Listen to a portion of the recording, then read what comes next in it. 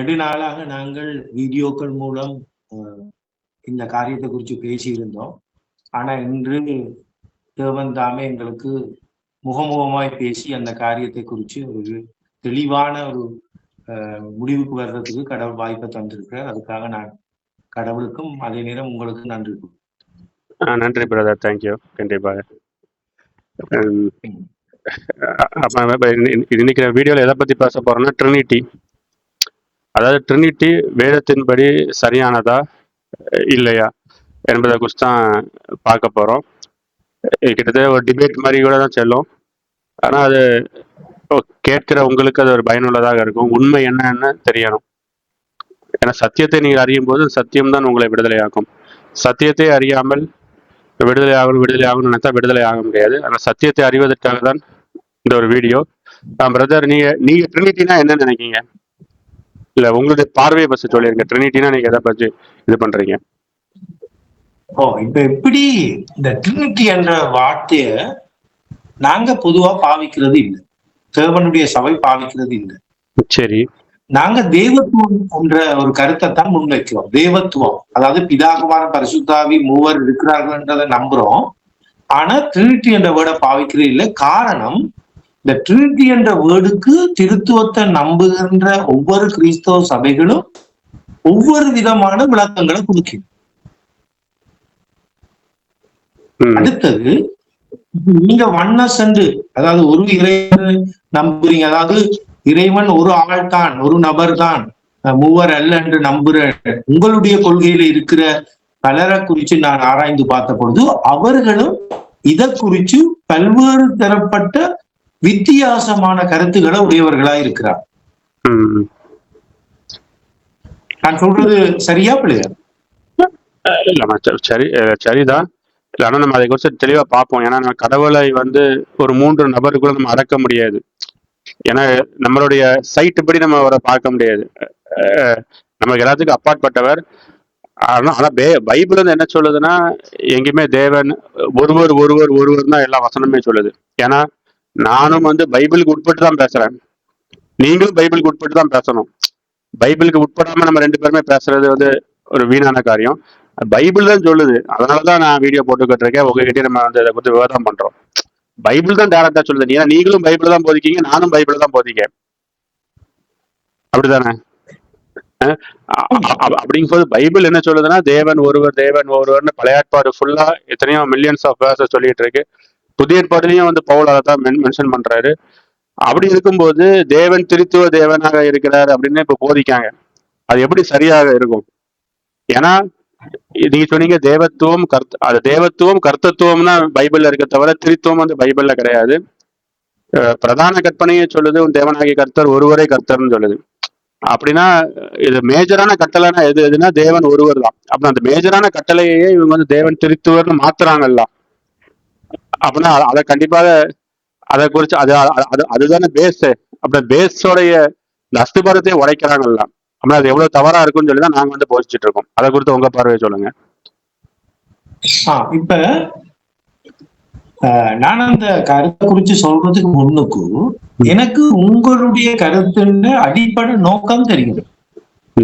அதாவது நாங்கள் பிதாகுமார பரிசுத்தாவி 3 நபர்கள் ஒரு தேவத்துவத்துக்குள்ள இருக்கின்றதை நாங்க நம்புறோம்.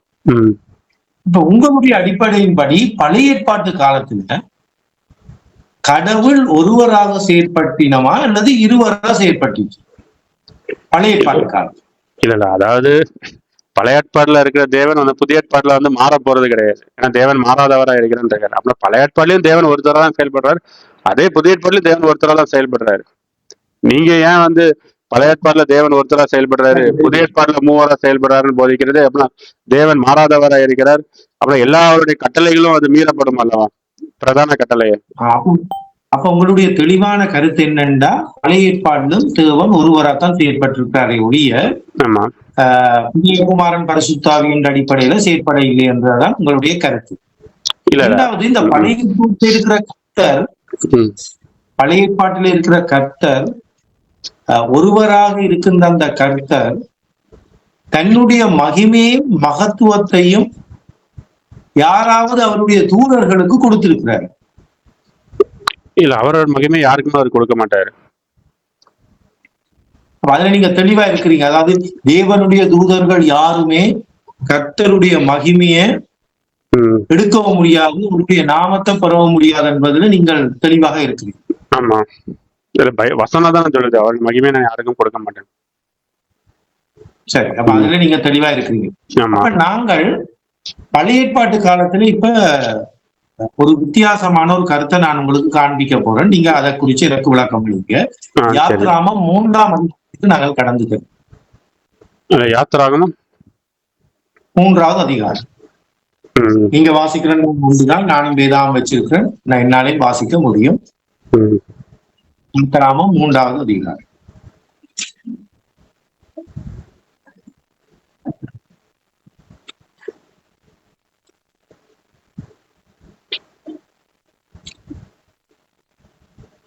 சொல்லுங்க. யாத்திராகமம் 3. நாங்கள் 1வது வசனத்திலிருந்து வாசிப்போம். அப்ப தெளிவா இருக்கும். அல்ல நாங்கள் வார்த்தைகள் விட்ட மாதிரி இருக்கும். மோசே மீதியான் தேசத்து ஆசாரியனாய் இருந்த என் மாமனாகிய எத்திரோவின் ஆடுகளை மேய்த்து வந்தார். அவன் ஆடுகளை வனாந்திரத்திலே பின்புறத்திலே ஓட்டி தேவ பர்வதமாகிய ஓரே மட்டும் வந்தான். இப்ப மோசே ஓரே பர்வதம் மட்டும் வந்தான் என்றதை அந்த 1வது வார்த்தை நமக்கு தெளிவாக சொல்லுகிறது. இனித்தான் நாங்க வேதாமத்துக்குள்ள உன்னிப்பா பார்க்க வேண்டிய ஒரு காரியம் வருது. தயவுசெய்து உன்னிப்பா பாருங்க. நான் மறுபடியும் நாங்கள் வாசிச்சு நேரத்தை வீணடிக்காம அந்த வார்த்தையை கவனிங்க. அங்கே கர்த்தருடைய தூதனானவர். கிளியரா? இப்ப இந்த இடத்துல வந்தது கர்த்தருடைய தூதன். அங்கே கர்த்தருடைய தூதன் அவர். இப்ப இந்த இடத்துல நீங்க எனக்கு தெளிவுபடுத்தும், இந்த தூதன் யார்? இல்ல, மோசே மீது அங்கே கர்த்தருடைய தூதனானவர் ஒரு முச்செடியின் நடுவிலிருந்து உண்டான அக்னி ஜோலைகளில் நின்று அவனுக்கு தரிசனமானார். அப்பொழுது அவன் அடுத்த வார்த்தைக்கு நாங்க போறதுக்கு முன்னுக்கு இந்த கர்த்தருடைய தூதன் என்றது கர்த்தரையான்னு நான் கேட்கிறேன். அல்லது இது அவருடைய ஒரு தூதன்?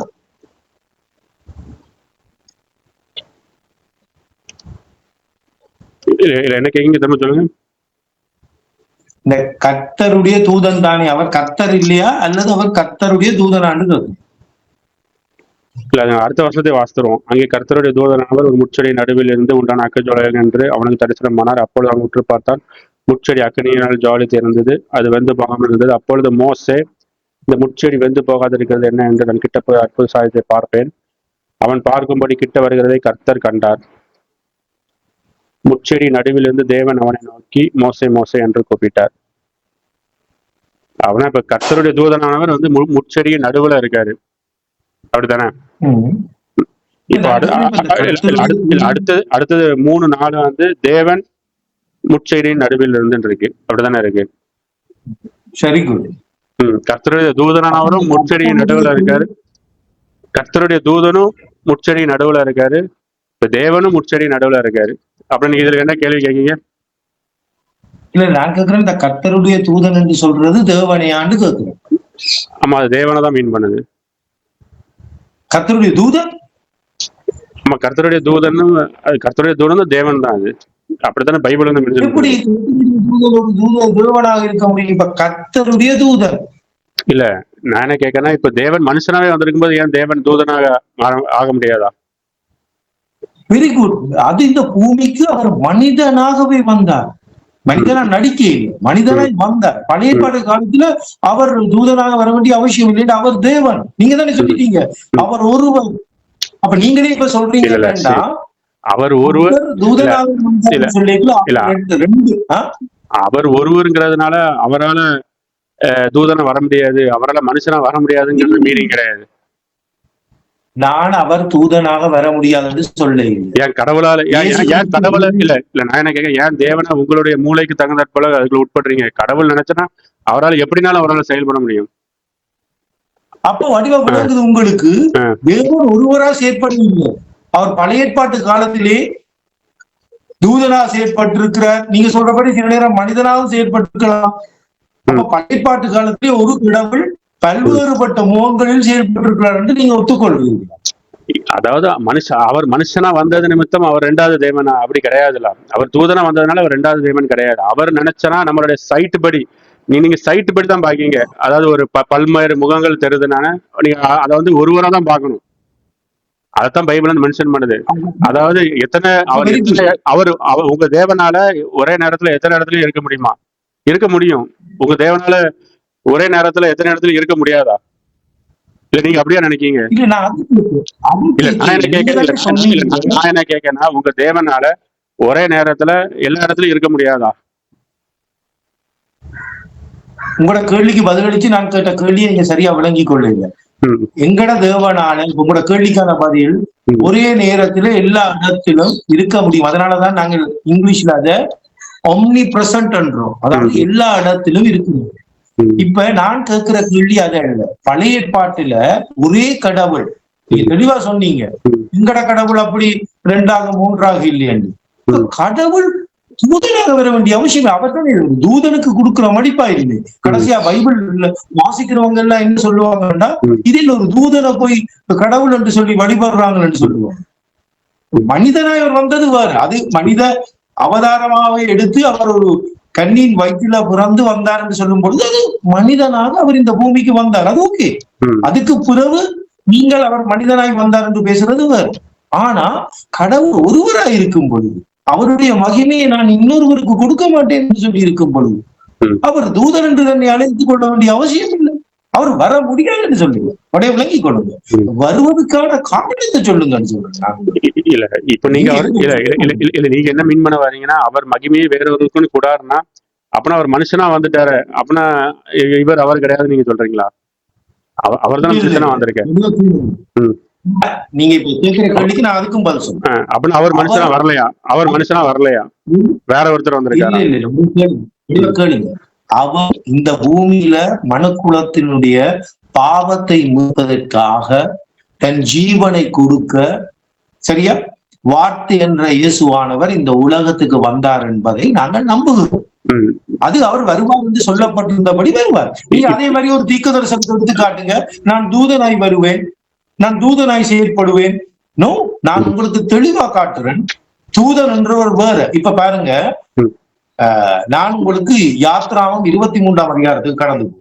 யாத்ராமம் 23. இல்ல நீங்க வந்து இப்ப தேவன் பல இடத்துல இருக்கிறதுனால பல இடத்துல இருப்பாருங்கிறத நீங்க நம்புறீங்களா? இல்ல, ஏன் இதுல பல இடத்துல இருக்கணும்? மோசையோட பேசுறாருண்டா கர்த்தர் இந்த 4ஆம் வசனம் தெளிவா சொல்லி அவரோட ஒரே இடத்துல இல்ல இப்ப தேவன் வந்து ஆவியாய் தானே இருக்கிறார். அதை நீ நம்புறீங்களா? தேவன் ஆவியாய் இருக்கிறார். நான் உங்களுக்கு தெளிவா சொல்லிட்டேன். ஒரு இடத்தில் நாங்கள் பேசிக் கொண்டிருக்கும் பொழுது இன்னொரு இடத்துக்கு போய் தேவன் ஆவிய யோவான் 4:24 சொல்லுது தேவன் ஆவியார். அதெல்லாம் பிரச்சனை. நான் இப்ப கேட்கிறது என்னன்னா, மோசையோடு தேவன் பேசுகின்ற பொழுது நீங்க வந்து இன்றைக்கு இயேசுவை தூதன் என்று அழைச்சு பேசுறீங்களா?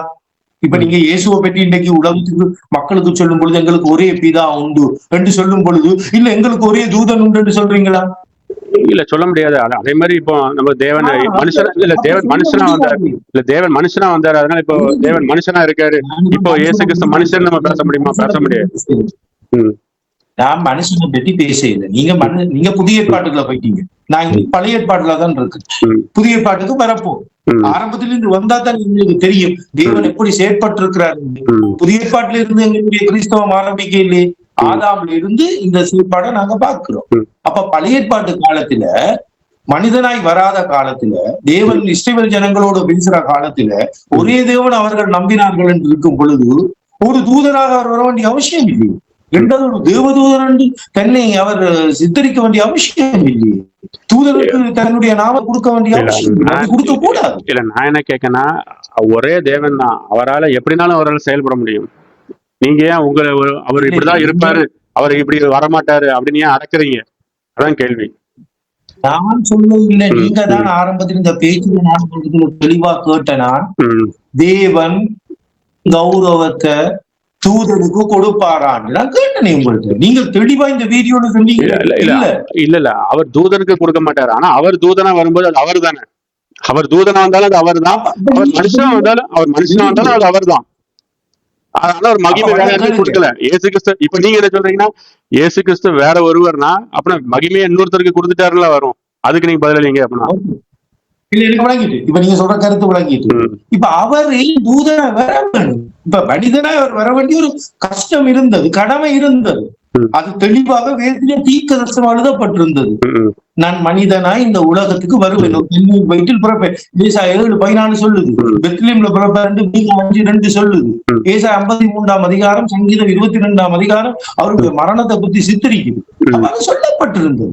அதன்படி அவர் வந்தார்.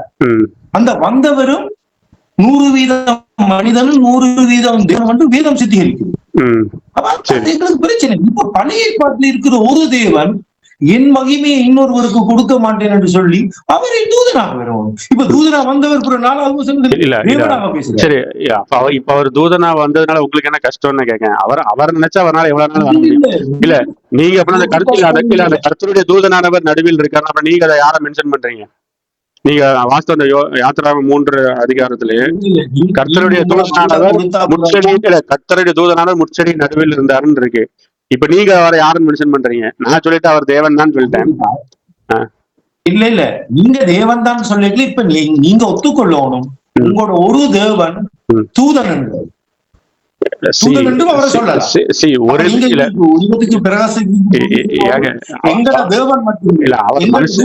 நான் என்ன கேட்கறேன்னா, அவர் மனுஷனாகவே வரும்போது அவர்கள் தூதனாக வர முடியாது. தூதனா வர முடியாதா? அவர் தூதனாக ஆக முடியாது. தூதனே உருவாக்கினவர் அவர், மனுஷனை உருவாக்கினவர் அவர், எல்லா உலகத்தையும் ஒன்றாக்கினவர் அவர் நமக்காக அடிமையின் ரூபம் எடுத்து உலகத்தை உருவாக்கின அவரே உலகத்துக்குள் வராரு, அடிமையின் ரூபம் எடுத்து வருகிறார். அப்படின்னா அவரால் ஏன் தூதனாக வர முடியாது? அவரால் எல்லாமே செய்ய முடியும். நீ அவரால் தூதன் வர முடியாதுன்னு ஒரு மனக்கண்ணையா வச்சிருக்கீங்கன்னு தான் கேட்கேன். இப்ப நான் உங்களுக்கு சொல்றது கருத்தை நீங்க விளங்கிக் கொள்ளல. திரும்ப ஒரே விஷயத்தை நான் உங்களுக்கு சொல்லிக் கொண்டிருக்கேன். மனிதனாய் அவர் வருவார் என்று தீர்க்க தரிசனம் உரைக்கப்பட்டிருக்கு. அவர் மனிதன் இல்ல, தேவன் மாம்சத்தில் வெளிப்பட்டார். 3:16. நான் உங்களுக்கு சொல்றதை விளங்கிக் கொள்ளுங்க. அவர் மனிதனாய் வருவார் என்று சொல்லப்பட்டிருந்தது. அதன்படி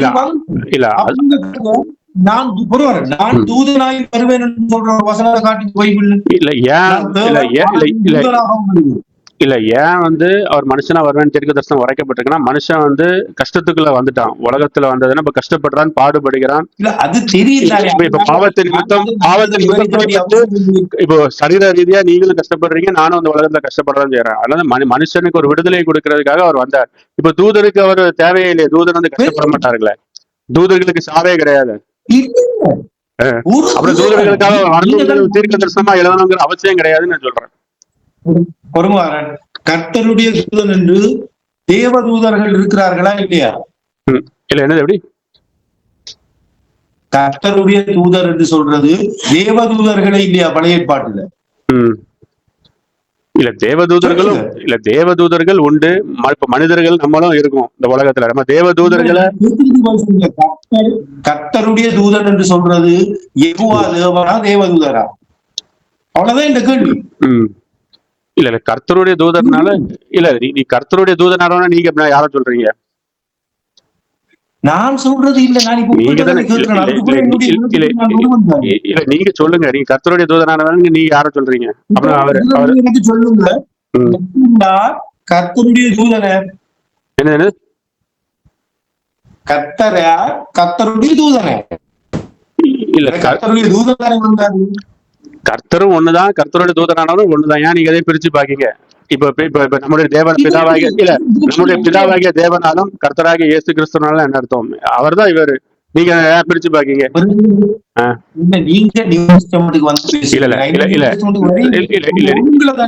இல்ல நீங்க அப்படின்னா என்ன சொல்லுவீங்கன்னா, பிதா வேற, கிறிஸ்து வேற, இயேசு கிறிஸ்து வேற, யெகோவா வேற, அவருக்கு கொடுக்கப்பட்ட சக்கராதிபதி, அப்புறம் எல்லாருமே வேற வேறங்கிற அந்த கோணத்துக்குள்ள ஏன் போறீங்கன்னு தான் கேட்கேன். கர்த்தரை அவர் அவர் எப்படினாலும் அவர் காட்டுவார். இல்ல நீங்களே வேறன்னு சொல்லிட்டீங்களே. நீங்க கர்த்தருடைய தூதன் வந்திருக்கும் பொழுது அது கர்த்தர் தான் என்று வந்துருவீங்க. இல்ல தூதன் தான் என்று சொல்றீங்க. நீங்க நான் எங்க சொல்றேன்? நான் ரெண்டாவே சொல்லவே இல்லையே. See, நீங்க சொன்னீங்க இவருக்கு தேவன் ஆவியா இருக்கிறார்னா அப்படின்னா தேவன் இப்பொழுது வந்து பரிசுத்தாவியானவர் இப்ப பூமி எங்கும் இருக்கிறார். அப்படின்னா நீங்க தேவன் வந்து மில்லியன்ஸாக இருக்கிறார், தேவன் வந்து பில்லியன்ஸா இருக்காருன்னு சொல்லுவீங்களா? நீங்க வேற எங்க போய் நீங்க அதான் கான்செப்ட் தான் நீங்க பேசுறீங்க. இப்போ தேவன் ஆவியா இருக்கிறாரா இல்லையா? இப்ப எல்லா இடத்துலயும் தேவன் இருக்காரா இல்லையா? நீங்க அதை நம்புறீங்களா? அது சொல்லுங்க. நீங்க கேட்ட கொஸ்டின் ஆன்சர் பண்ணுங்க. இப்போ தேவன் ஆவியா இருக்கிறாரா? இப்போ தேவன் இல்ல, இப்போ தேவன் எல்லா இடத்துலயும் இருக்காருன்னு நீங்க நம்புறீங்களா நம்பலையா? நான் உங்களுக்கு இப்ப சொன்னேன் தானே, ஒம்னி பிரசன்டா தேவன்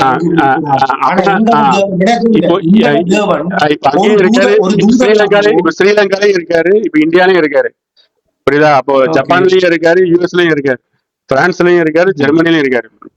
இப்ப இவ்வளவு இடத்துல இருக்கிறதுனால இவ்வளவு இடத்துல இருக்கிறதுனால அவர் 7 பேர் 8 பேர்னு ஏன் போறீங்க? அதான் கேள்வி. எல்லா இடத்திலும் தேவன் கர்த்தரா அல்லது தூதன்?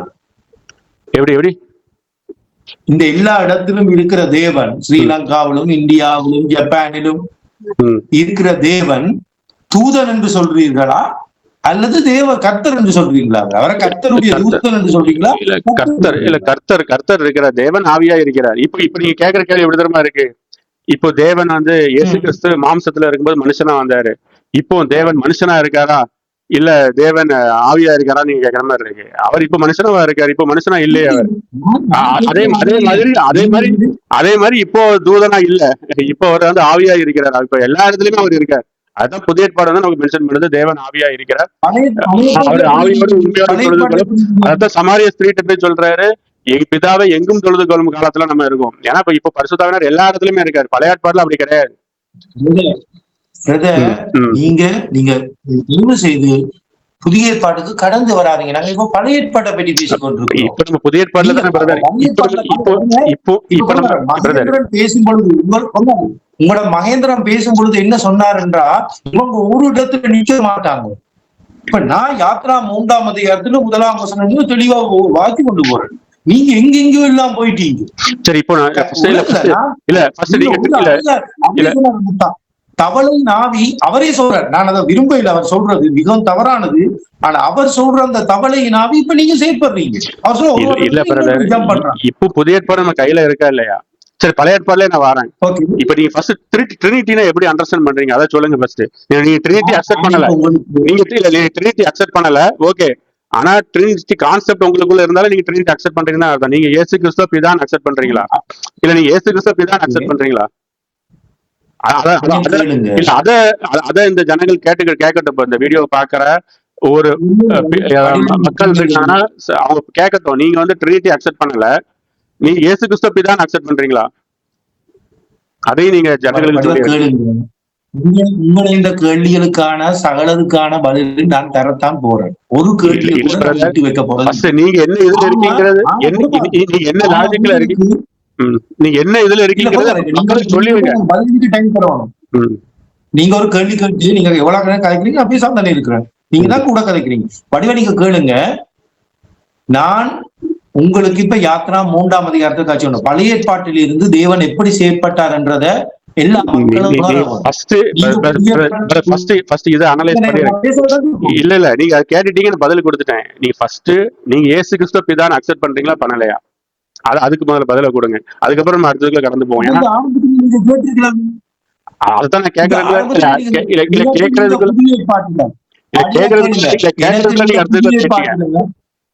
அதைத்தான் சொல்றேன் கேளுங்க. இப்ப அதுக்கு நான் விளக்கம் தரேன். இப்ப நீங்க கேட்க போறது இல்லை. உங்களுக்கு யாத்ரா 3ஆம் அதிகாரத்துக்கு விளக்கம் தர முடியாது. இப்ப நீங்க ஒரு புதிய கேள்வி என் இடத்துல முன் வைக்கிறீங்க, அதுக்கு நான் பதில் அளிக்கிறேன். சரியா? உங்களுக்கு யாத்ரா 3ஆம் அதிகாரத்துக்கு விளக்கம் அளிக்கிறார். நான் தெளிவா எக்ஸ்பிளனேஷன் கொடுத்துட்டேன். ஏன்னா யாத்ராகம் 3 தெளிவா சொல்லுது. அடுத்த 4ஆவது வசனத்துல சொல்லுது, முச்செடி நடுவில் இருந்து தேவன் அவனை நோக்கின்னு சொல்லுது. அப்படின்னா 3வது வந்து கர்த்தருடைய தூதனானவர் முச்செடி நடுவில் இருந்தனா அப்படின்னா தேவன் அங்க நிற்கிறாரு. முச்செடி நடுவில் நிற்கிறது யாரு? தேவன். அவர் கர்த்தருடைய தூதனானவர் நிற்கிறாரு.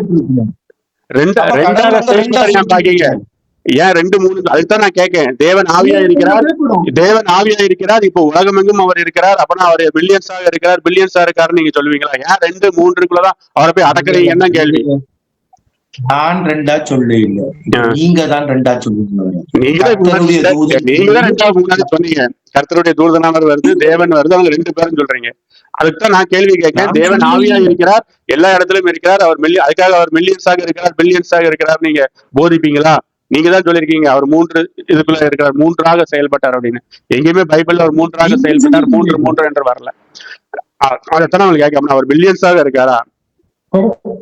அதுக்கு பதில் பேசி முடிச்சுட்டு புரியுதா? இப்போ நான் என்ன இந்த கேள்விக்கு பதில கொடுத்துட்டு நம்ம வீடியோக்குள்ள போயிருவோம். ஏன்னா நீ இயேசு கிறிஸ்து நீங்க இப்பதான் அக்செப்ட் பண்றீங்களா பண்ணலையா, அதை அந்த மக்களுக்கு சொல்லிருங்க. ஏன்னா நீங்க ட்ரினிட்டி அக்செப்ட் பண்ணலாம்னு சொல்லிட்டீங்க, நீங்க இயேசு கிறிஸ்து பிதான் அக்செப்ட் பண்றீங்களா பண்ணலையா, அதுக்கு பதில கொடுங்க.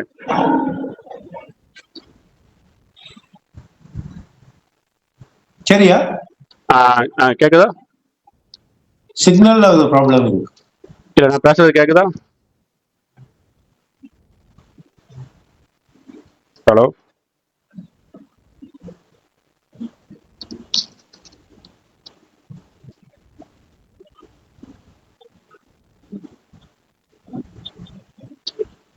ஹலோ,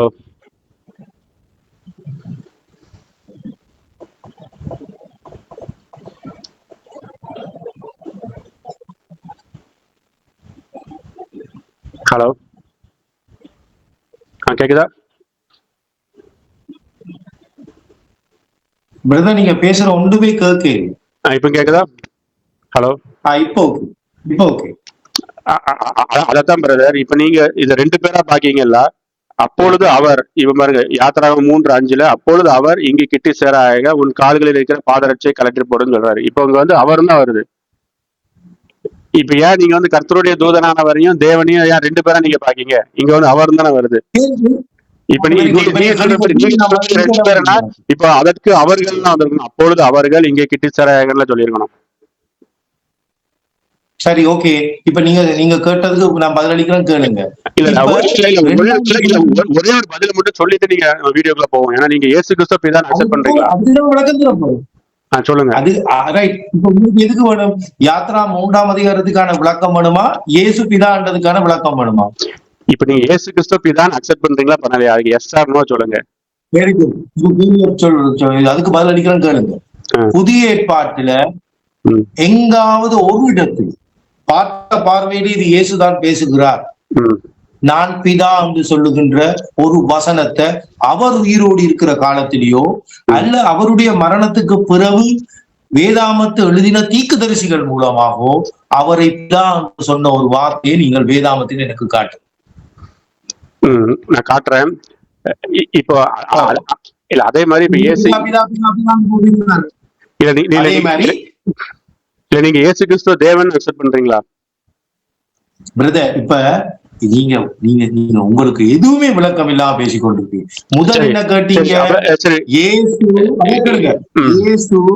இதான் அக்செப்ட். உங்களோட கேள்விய கூட நீங்க விளக்கம் இல்லாம கேட்கு. நீங்க முதல் கேட்ட கேள்வி இயேசுவ பிதா அக்செப்ட் பண்றீங்களா? நான் தெளிவா உங்களுக்கு சொன்னேன், பார்த்த பார்வையிலே இது இயேசுதான் பேசுகிறார், நான் தான் பிதா என்று சொல்ற ஒரு வசனத்தையோ அல்லாட்டி அவருடைய மரணத்துக்கு பிறகு எழுதப்பட்ட 27 சுவிசேஷத்திலும், அதாவது புதிய ஏற்பாட்டிலும் எங்கேயாவது ஒரு இடத்துல அவருடைய சீசர்கள் யாராவது அவரை பிதா என்று எழுதி இருந்தால் எனக்கு காட்டுங்க.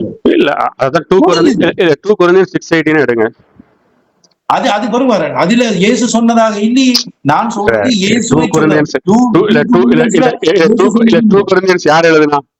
2 Corinthians யார் எழுதுனா? இல்ல தயவு செய்து நீங்க விளங்கி கொள்ளுங்க. நான் உங்களுக்கு தெளிவா சொல்றேன்.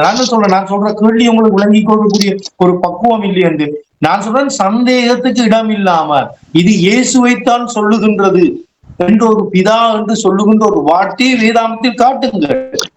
அதாவது இயேசு நம்முடைய பிதா. இப்ப நீங்க சொல்றீங்களே இவ்வளவு துணிஞ்சு, எங்களுடைய பிதா இயேசு, கடவுள் ஒருவர், அப்படி சீசர்கள் எழுதணுமே. வேதாமத்தை எழுதின சீசர்கள் சொல்லணும் எங்களுடைய பிதாவாகிய இயேசு கிறிஸ்து ஒருவரைத்தான் நாங்கள் பவுல் எழுதியிருக்காரு. அப்படி சொல்லுங்க எங்கேயாவது ஒரு இடத்துல இயேசு இல்ல பவுல் எழுதியிருக்காரு. நீங்க எழுதிருங்க 2 Corinthians 6:18 எடுங்க. இல்ல 2 Corinthians 6:18 கேளுங்க. ஏற்பாட்டு வசனம் 2 Corinthians 6:18 இயேசுவை என்று போட்டு கர்த்தர் என்று போட்டிருக்காங்க. கர்த்தர் என்று கர்த்தர் யாரு? போட்டிருக்கிறது அந்த கர்த்தர் யாரு? கர்த்தர் யாருன்னு சொல்லுங்க. வடிவக்கடுங்க. நியூ டெஸ்டிமெண்ட்ல கர்த்தர் என்ற வார்த்தை பிதாவுக்கு இயேசுவுக்கா பயன்படுத்தப்பட்டிருக்கு அல்லது இயேசுவுக்கு மட்டுமா? கர்த்தர் பவுல் எப்படி எழுதுறாரு? கர்த்தராகிய இயேசு கிறிஸ்துன்னு எழுதுறாரா எழுதலையா? நான் அதை ஏற்றுக்கொள்றேன். கர்த்தராகிய இயேசு கிறிஸ்து ஏற்றுக்கொள்றேன். அதே மாதிரி கர்த்தர் என்ற வார்த்தை பிதாவுக்கும் பயன்படுத்தப்பட்டிருக்கான்னு கேட்கிறேன். எல்லாரும் அவர் ஒருவர் தானாங்க. கர்த்தருங்கிறது பிதாவை தான் குறிக்குது, கர்த்தருங்கிறது இயேசு கிறிஸ்துவ தான் குறிக்குது, கர்த்தர் தான் ஆவியானவர். அதாவது கர்த்தரே ஆவியானவர். எங்களை பொறுத்த வரைக்கும் அவர் ஒருவர் தான். அப்படின்னா கர்த்தருங்கிறது ஒருத்தர் தான் குறிக்குது. நீங்க தான் இயேசு கிறிஸ்து வேற, பிதா வேற, பரிசுத்தாவியானவர் வேறன்னு சொல்றீங்க. அப்ப நீங்க தான் மென்ஷன் பண்ணணும். இந்த 2 Corinthians 6:18 எடுத்து எடுங்க, நான் வாசிக்கேன். அப்பொழுது நான் என்ன வசனத்தை தான் வாசிக்க, நீங்க தான் கேட்டீங்க. சோ ஒரு இடத்துலயாவது அப்படி சீடர்கள் அவரை பிதான்னு சொல்லியிருக்காங்களா? வசனம் இருக்கா? ஓகே, எங்க இருக்கு அந்த இடத்துல இயேசு ஆகிய கர்த்தர் எங்க இருக்கு? கர்த்தர் இப்ப நான் கேட்கணும், நீங்க அந்த இடத்துல கர்த்தரையா? இப்ப நான் வாசிடுறேன். அப்பொழுது நான் உங்களை ஏற்றுக்கொண்டு உங்களுக்கு பிதாவாக இருப்பேன், நீங்கள் எனக்கு குமாரனும் குமாரத்திற்கு இருப்பேன் என்று சர்வ வல்லமையுள்ள கர்த்தர் சொல்றாரு. கர்த்தர் தான் சொல்றாரு, நான் உங்களுக்கு பிதா அப்படின்னு சொல்றாரு. இப்போ இந்த இடத்துல கர்த்தர்ங்கிறது இயேசு கிறிஸ்துவ மீன் பண்ணல, பிதாவை தான் மென்ஷன் பண்ணுதுன்னு நீங்க என்ன ஆதாரம் வச்சிருக்கீங்க? இப்ப அதுக்கு முன்னுக்கு நீங்க சொன்னீங்க ஆதாரம் சொல்லுங்க. நீங்க இந்த இடத்துல சர்வ வல்லமையுள்ள கர்த்தர் பிதாவை தான் மட்டும்தான் மென்ஷன் பண்ணுதுங்கிறதுக்கு உங்களுக்கு எப்படி ஆதாரம் இருக்கு? அதை நீங்க சொல்லணும். ஏன்னா 1 யோவான் 2:22 என்ன சொல்லுதுன்னா, பிதாவையும் குமாரனையும் மறுதலிக்கிறவனே அந்தி கிறிஸ்து. இப்ப நான் அந்த வசனத்தை பற்றி தான் சொல்லிட்டு இருக்கேன். நீ இப்படி போதிக்கிறவங்க எல்லாரும் அந்தி கிறிஸ்து. ஏன்னா இந்த இடத்துல இந்த கர்த்தருங்கிறது பிதாவுக்கு மட்டும்தான் பொருந்தும், அது குமாரனுக்கு பொருந்தாதுன்னா நீங்க அந்த இடத்துல குமாரனை ரிஜெக்ட் பண்றீங்க. அப்படி குமாரனை ரிஜெக்ட் பண்ணும்போது என்ன ஆகுது? நீங்க தான் அந்தி கிறிஸ்து. அதான் பிதாவையும் குமாரனையும் மறுதலிக்கிறவனே அந்தி கிறிஸ்து. ஏன் நீங்க அந்த இடத்துல குமாரனை ரிஜெக்ட் பண்றீங்க? அப்புறம் குமாரன் உங்களுக்கு சர்வவல்லமையுள்ள கர்த்தர் கிடையாதா? அப்புறம் இயேசு கிறிஸ்து உங்களுக்கு சர்வவல்லமையுள்ள கர்த்தர் கிடையாதா? அப்புறம் இயேசு கிறிஸ்து உங்களுக்கு போதுமானவர் கிடையாதா? இல்ல பிரதர், நீங்க என்ன சொல்றீங்க? இந்த இடத்துல சர்வவல்லமையுள்ள கர்த்தர் இல்ல, நீங்க என்ன சொல்ல வரீங்க? இந்த இடத்துல சர்வவல்லமையுள்ள கர்த்தர் இயேசு கிறிஸ்துக்கு பொருந்தாது அப்படின்னு சொல்றீங்க, அப்படித்தானே சொல்றீங்க? சொல்லுங்க. நீங்களே பேசிக்கொண்டிருக்க பேசுங்க. இல்ல, நீங்க அந்த இடத்துல சர்வவல்லமையுள்ள கர்த்தர் யாரை மென்ஷன் பண்றீங்க? இல்ல, நீங்க அந்த இடத்துல சர்வவல்லமையுள்ள கர்த்தர் யாரை மென்ஷன் பண்றீங்க? சொல்லுங்க. இடத்துல கர்த்தர் சொல்றது யாரை எடுத்து கேள்வி கேட்டுட்டீங்க. நான் உங்கள்ட்ட ஒரு கேள்வி கேட்டா நீங்க அதுக்கு பதிலளிக்க. பிதாவை கர்த்தர் என்று புதிய ஏற்பாடு சொல்லுகிறதா? நாங்க என்ன சொல்லிட்டு இருக்கோம்? பிதா தான் கர்த்தர், இயேசு கிறிஸ்து தான் கர்த்தர், ஆவியானவர் தான் கர்த்தர். ஏன்னா எல்லாரும் ஒருவர் தான், தேவன் ஒருவர் தான். இவர் தான் அவர். மூன்று கிடையாது. இவர் தான் அவர். அவர் தான் அவர் ஒருத்தர் தான். நீங்க இவர் அவர் இல்ல, இவர் அவர் இல்லை, அவர் இவர் இல்லை நீங்க சொல்றீங்கல்ல, அப்பதான் அது மூன்றாகும். இவர் தான் அவர், அவர் தான் இவர். ஒரு வாரம் நீங்க உங்களுக்கு மகனா? அதான் விடுங்க. இப்ப நான் கேட்ட கேள்விக்கு பதில கொடுங்க. நீங்க தான் மாறி மாறி போயிட்டு இருக்கீங்க.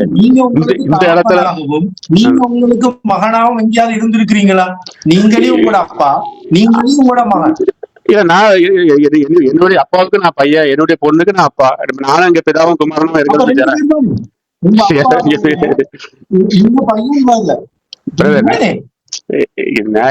நான் தான் என்னுடைய அப்பாவுக்கு பையனா இருக்கேன், குமாரனா இருக்கேன். என்னுடைய பொண்ணுக்கு நான் அப்பாவா இருக்கேன். இப்ப நான் தான் ஒரே ஆளுதான். நான் அப்பாவும் இருக்கேன், குமாரனும் நான் இருக்கேனா இல்லையா? உங்களுக்கு கணக்கணிங்க. உங்களோட மகனுக்கு உங்களோட மகளுக்கு வேற. நீங்க நான் கேட்கிறேன், நீங்க உங்களுக்கு அப்பாவாகவும் உங்களுக்கு மகனாகவும் ஏன் இருக்க வேண்டும்? நீங்க தானே ஒரு ஆள் என்றீங்களே. கடவுள் ஒருவர், கடவுள் ஒருவராகத்தான் செயற்படுகிறார். அவருக்கு அங்கால யாரும் இல்ல, பிள்ளையும் இல்ல, மனைவியும் இல்லை, யாரும் இல்லை. கடவுள் ஒருவர். எப்படி அந்த ஒரே கடவுள் தனக்கு மகனாகவும் தனக்கு கடவுளாகவும் செயற்பட முடியும்? ஏன் கடவுளை ஏன் உங்க மைண்டுக்குள்ள போய் திங்க் பண்றீங்கன்னு தான் கேட்கேன். நாங்க திங்க் பண்ணல. நாங்க வேதத்தில் இருக்கிற இறைவனை வேதத்தின் இருக்கம் பிரகாரம் தான் ஏற்றுக்கொள்கிறோம். அதனால நான் உங்கள்ட்ட ஒரு கேள்வி கேட்டேன். பிதா நீங்களே சொல்றீங்க இறைவன் மூவராக, பிதா குமாரன் பரிசுத்தாய் மூவரும் ஒன்றுதான் என்று சொல்லிக்கலே. நீங்க மூன்றா காட்டு. அதாவது நீங்க வந்து பிதா குமாரன் வந்து ஒரு மூன்று, பிதா குமாரன் அப்படி இவர் ஒரு நபர், இவர் ஒரு நபர்னு பாக்கீங்க. ஆனா பிதா குமாரன்ங்கிறதே உறவு, உறவு குறித்தான் பேசுறதை தவிர அது ஒரு நீங்க நபரா பாக்கீங்க. பிதா குமாரன் தான் உறவு தானங்க. பிதாவுன்னா ஒரு நபரா? இப்ப இந்த உலகத்துல பிதா இருக்காங்க. எத்தனை பிதா இருக்காங்க? இந்த உலகத்துல குமாரன் இருக்காங்க. இந்த உலகத்துல இருக்கிற எல்லாருமே குமாரன் தான். யாருக்கு குமாரன்? நீங்க அப்பாவாகவும் உங்களுக்கு நீங்களே மகனாவும் இருக்கிறீங்களா? எனக்கு நான் அப்படி இருக்க முடியும். இப்ப நான் உலகத்துல இருக்கிற குமாரன், நீங்களும் உலகத்துல இருக்கீங்கன்னா நீங்களும் குமாரன் தானே. அக்செப்ட் பண்றீங்களா பண்ணலையா? இல்ல, எனக்கு ஒரு அப்பா இருக்கியப்பா. அதுதான் பிரதர், அதத்தான் சொல்றேன். எல்லாரும் ஒரு தகப்பனும் தாயோட தான் பூமிக்குள்ள வாரும். யாரும் அப்படி வானத்துல இருந்து வரல. புரியுதா? அப்புறம் உங்களுக்கு ஒரு தகப்பன் உண்டு, எனக்கு ஒரு தகப்பன் உண்டு. இந்த உலகத்துல இருக்கிற எல்லா மனுஷனுக்கும் பேரண்ட்ஸ் உண்டு, பெற்றோர்கள் உண்டு. அதனாலதான் நம்மள வேதம் குமாரன் நம்மள மென்ஷன் பண்ணுது. நம்ம எல்லாருமே குமாரன். ஆதாம் ஏவாளுக்கு இல்ல, அது ஏன் அங்க போறீங்க? புரியுதா? நம்ம குமாரனா? ஆதாம் ஏவாள விடுங்க. இப்ப நம்ம குமாரனா இல்லையா? நம்ம எல்லா மக்களுக்கும் பெற்றோர்கள் இருக்காங்களா இல்லையா? பெற்றோர் இல்லாம பேரண்ட்ஸ் இல்லாம யாரும் பூமிக்குள்ள வந்தாங்களா? யாருமே வரல. அப்படின்னா எல்லாருமே நம்ம குமாரன் தான். புரியுதா? அது வந்திருக்காங்க. இப்ப நம்ம இருக்கிறவங்க நம்ம அப்படிதான் வந்துட்டு இருக்கோம். புரியுதா? நீங்க ஃபர்ஸ்ட் ஆதாம் ஏவாளுக்குள்ள போகாதீங்க. இப்ப நம்ம எல்லாருமே அது அடுத்த சைக்கிளுக்கு தான் வந்துட்டு இருக்கோம். சைக்கிளுக்கு தான் வந்துட்டு இருக்கோம். ஜெனரேஷன் அப்படிதான் பூமிக்குள்ள நம்ம கண்ணால அதான் பாத்துட்டு இருக்கோம். அப்படிதான் எல்லாரும் வந்துட்டு இருக்காங்க. அதனால குமாரன் அப்படின்னா நீங்க குமாரன் ஒருத்தரை மென்ஷன் பண்ணுதுன்னா அப்படி கிடையாது. குமாரன் இப்ப இந்த உலகத்துல ஏகப்பட்ட பேர் இருக்கும். அப்படின்னா அது இன்ஃபைனைட். அதே மாதிரிதான் இப்ப பிதானா, இப்ப தகப்பன்மார்கள் எத்தனையோ பேர் இருக்காங்க. அப்ப அது இன்ஃபைனைட். அப்படி நீங்க அதை ஒருத்தர் அதெல்லாம் அப்படி மென்ஷன் பண்ணக்கூடாது. ஏன்னா பிதா குமாரன்ங்கிறது ஒரு உறவு. அது உறவை தான் மென்ஷன் பண்ணதை தவிர நீங்க பிதாவை போய் ஒரு நபரும் குமாரனை போய் இன்னொரு நபரும் அப்படி பார்க்கவே கூடாது. எப்படி அப்ப உலகத்துல பாக்குறீங்க? உங்க அப்பா யாரு, நீங்க யாரு? ஒரு ஆளா? அப்படி கிடையாதுங்க. எங்க அப்பா பிதா. அது உலகத்தின் ரீதியா நீங்க பாக்கீங்க. இப்ப நீங்க கடவுளுக்கே நீங்க அப்படி பாக்கீங்க. கடவுளால வேதாமத்தின்படியும் ஒரு தகப்பன் இருந்தால் அவனுடைய குமாரன் என்று சொல்லுது. ரெண்டு பேரும் ஒருவர் அல்ல. பைபிள்ல தெளிவு. அதாவது கடவுள் பரிசுத்தாவியானவரால் தான் உட்பவித்து வந்தார். புரியுதா? நம்மள மாதிரி அவர் வரல. அதனால நம்மள மாதிரி நீங்க அவர் பார்க்க கூடாது. இந்த உலகத்துல இருக்கிற மனிதர்களை போல நீங்க அவரே பார்க்க கூடாது. அவர் வானத்திலிருந்து வந்த கர்த்தர். பைபிளே வசனம் சொல்லுது. நீங்க ஏன் மரியாளுக்குள்ள இருந்து ரெண்டு பேரும் உடலுறவு பண்ணி வரல. இப்ப நம்ம வந்தது மாதிரி அப்படி வரல. அவர் பரிசுத்தாவினால் உட்பவித்து பிறக்கப்பட்டார். அப்படி மரியாதை மாதிரியும் அவர் கிடையாது, யோசேப் மாதிரியும் கிடையாது. அவர் வானத்திலிருந்து வந்த கர்த்தர். அதான் நான் கேட்கிறேன். 2 Corinthians 6:18 சர்வ வல்லமையுள்ள கர்த்தர் சொல்லுகிறார் வருது. இதை யாரை மென்ஷன் பண்ணுது நீங்க சொல்றீங்க? எங்களை பொறுத்த வரைக்கும் கர்த்தர்னா ஒருத்தர் தான். அவர் தான் பிதா, அவர் தான் குமாரன், அவர் தான் ஆவியானவர். அதான் ஒருத்தர், அவரை தான் குறிக்க நாங்க டேரக்டா சொல்லிட்டோம். இப்ப நீங்க அவரு கிடையாது, அவர் இவரு கிடையாதுன்னு சொல்லும் போது அப்படியே இந்த இடத்துல நீங்க இந்த சர்வ வல்லமையுள்ள கர்த்தர் யாரை மென்ஷன் பண்ணுதுன்னு நீங்க சொல்லணுமா வேண்டாமா? இப்ப நீங்க கேள்வி கேட்டீங்க, நான் பதிலளிக்க. கடவுள் ஒருவர் என்றால் நீங்க தான் சொன்னீங்கல்ல, அவர் தூதனாவும் இருக்கிறாரு. மனிதனே வர முன்னுக்கு நீங்க தான் அவரை ரெண்டா காட்ட முயற்சி பண்றீங்க. நாங்க காட்டவே இல்லையே. அவர் மனுஷனா வந்தனால அவர் 3 நாங்க இப்படி காட்டவே இல்லை. அவர் மனுஷனா வந்தாலும் அவர் ஒருவர் தான். அவர் எப்படி வந்தாலும் சரி, அவர் ஒரு இடத்துல மில்லியன்ஸா இருந்தாலும் சரி, அவர் ஒருத்தர் தான். அதுதான் பைபிள் மென்ஷன் பண்ணுது. அப்ப நீங்களே சொல்றீங்க ஒரு கடவுள் தூதனா வருவார், பழைய ஏற்பாட்டுல மனிதனா வருவார், அவரால் எப்படினாலும் வர முடியுமா முடியாதா? அதை மட்டும் சொல்லுங்க. அவரால் எப்படினாலும் வர முடியுமா முடியாதா? அவர் வந்தாரு வரல, அவர் வந்தாரு வருவாரு, இப்படிதான் வருவாருன்னு நான் சொல்லல. அவரால் எப்படினாலும் வர முடியுமா முடியாதா? He can do that or not. நீங்க சொல்றீங்க ஒரு கடவுள், எப்படி அவர் தான் எல்லாம், அவர் தான் பிதா. அப்ப அப்படி தெளிவா சொல்ற உங்களுக்கு சீஷர்கள் இந்த புதிய ஏற்பாட்டை எழுதும் பொழுது நீங்க இருக்கிற பிடிவாதத்தில் எழுத இல்லையே. உடனடியா ஒரே பிதா இருக்கு, கர்த்தராகிய இயேசு கிறிஸ்து உலகத்திலே அதை எழுதலாம். கதை எங்களுடைய கர்த்தராகிய இயேசுவானவர் பிதாவானவர் என்று புதிய ஏற்பாடு எழுதப்பட்டது இயேசுநாதனுடைய மரணத்துக்கு பிறகு. அப்ப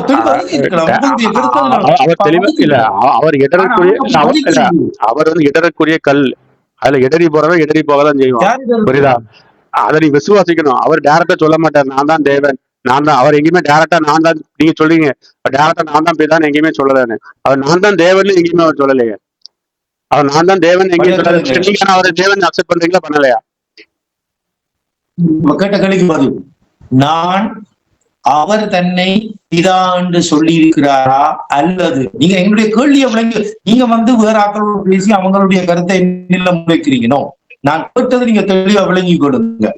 அவர் தன்னை பிதா என்று சொல்லி இருக்கிறாரா அல்லது அவரை பின்பற்றின சீஷர்கள் புதிய ஏற்பாடு எழுதும் பொழுது இயேசு நம்முடைய பிதா என்று ஒரு இடத்தில் எழுதி இருக்கிறார்களா? இவ்வளவு சிம்பிள் கேள்வி. நான் இல்ல இயேசு தன்னை பிதா என்று சொல்லி இருக்கிறாங்க. இப்ப நான் பதில் கொடுங்க. இப்ப இயேசு கிறிஸ்து நான் தான் பிதான்னு டைரக்டா சொல்லியிருந்தா நீங்க அவரை இயேசு கிறிஸ்து பிதான்னு அக்செப்ட் பண்ணுவீங்களா? இடி வடிவ கேளுங்க. நாங்க இயேசுவ நீங்க இன்னொன்னு விளங்கி கொள்ளாம பேசிக்கொண்டிருக்கீங்க. இயேசு பிதான்னு அழைக்கப்படக்கூடாதவர் என்று சொல்ல இல்லை. ஆனா தேவன் பிதா குமாரன் பரிசுத்தாவி என்று 3 வடிவத்துல செயற்படுகிறார் என்றது நீங்களே ஒத்துக்கொண்டுட்டீங்க. ஆகையால குமாரன் என்று சொல்லும் பொழுது அந்த குமாரன் என்று சொல்லப்படுகிறவர் பிதா அல்ல என்று வேதம் தெளிவாக காண்பிக்குது. அதனாலதான் இயேசுன்ற மரணத்துக்கு பிறகும் ஒவ்வொரு அதிகாரத்திலும் நான் உங்களுக்கு தருவேன், ஒவ்வொரு வேதாம் அதிகாரத்திலும் தருவேன். பிதாவாகிய தேவனும் கர்த்தராகிய இயேசு கிறிஸ்து அவங்களே 2 இல்ல அந்த வசனத்தை இல்ல நீங்க அதை பாக்கிங்க. அந்த வசனத்தை எடுங்க. அதாவது நம்முடைய பிதாவாகிய தேவனாலும் கர்த்தராகிய இயேசு கிறிஸ்துனாலும் உங்களுக்கு கிருபையும் சமாதானமும் உண்டாவதாக அப்படின்னு பவுல் எழுதுறாரு. எல்லா லெட்டர்லயும் மென்ஷன். இதை ஏன் நீங்க 2 பாக்கீங்க? நீங்க இப்ப நீங்க 2 பாக்கீங்களா? எப்படி பாக்கலையா? நான் 2 பாக்கல சொல்றேன். இல்ல நீங்க 2 பாக்கீங்களா பாக்கலையா அதை சொல்லுங்க எனக்கு.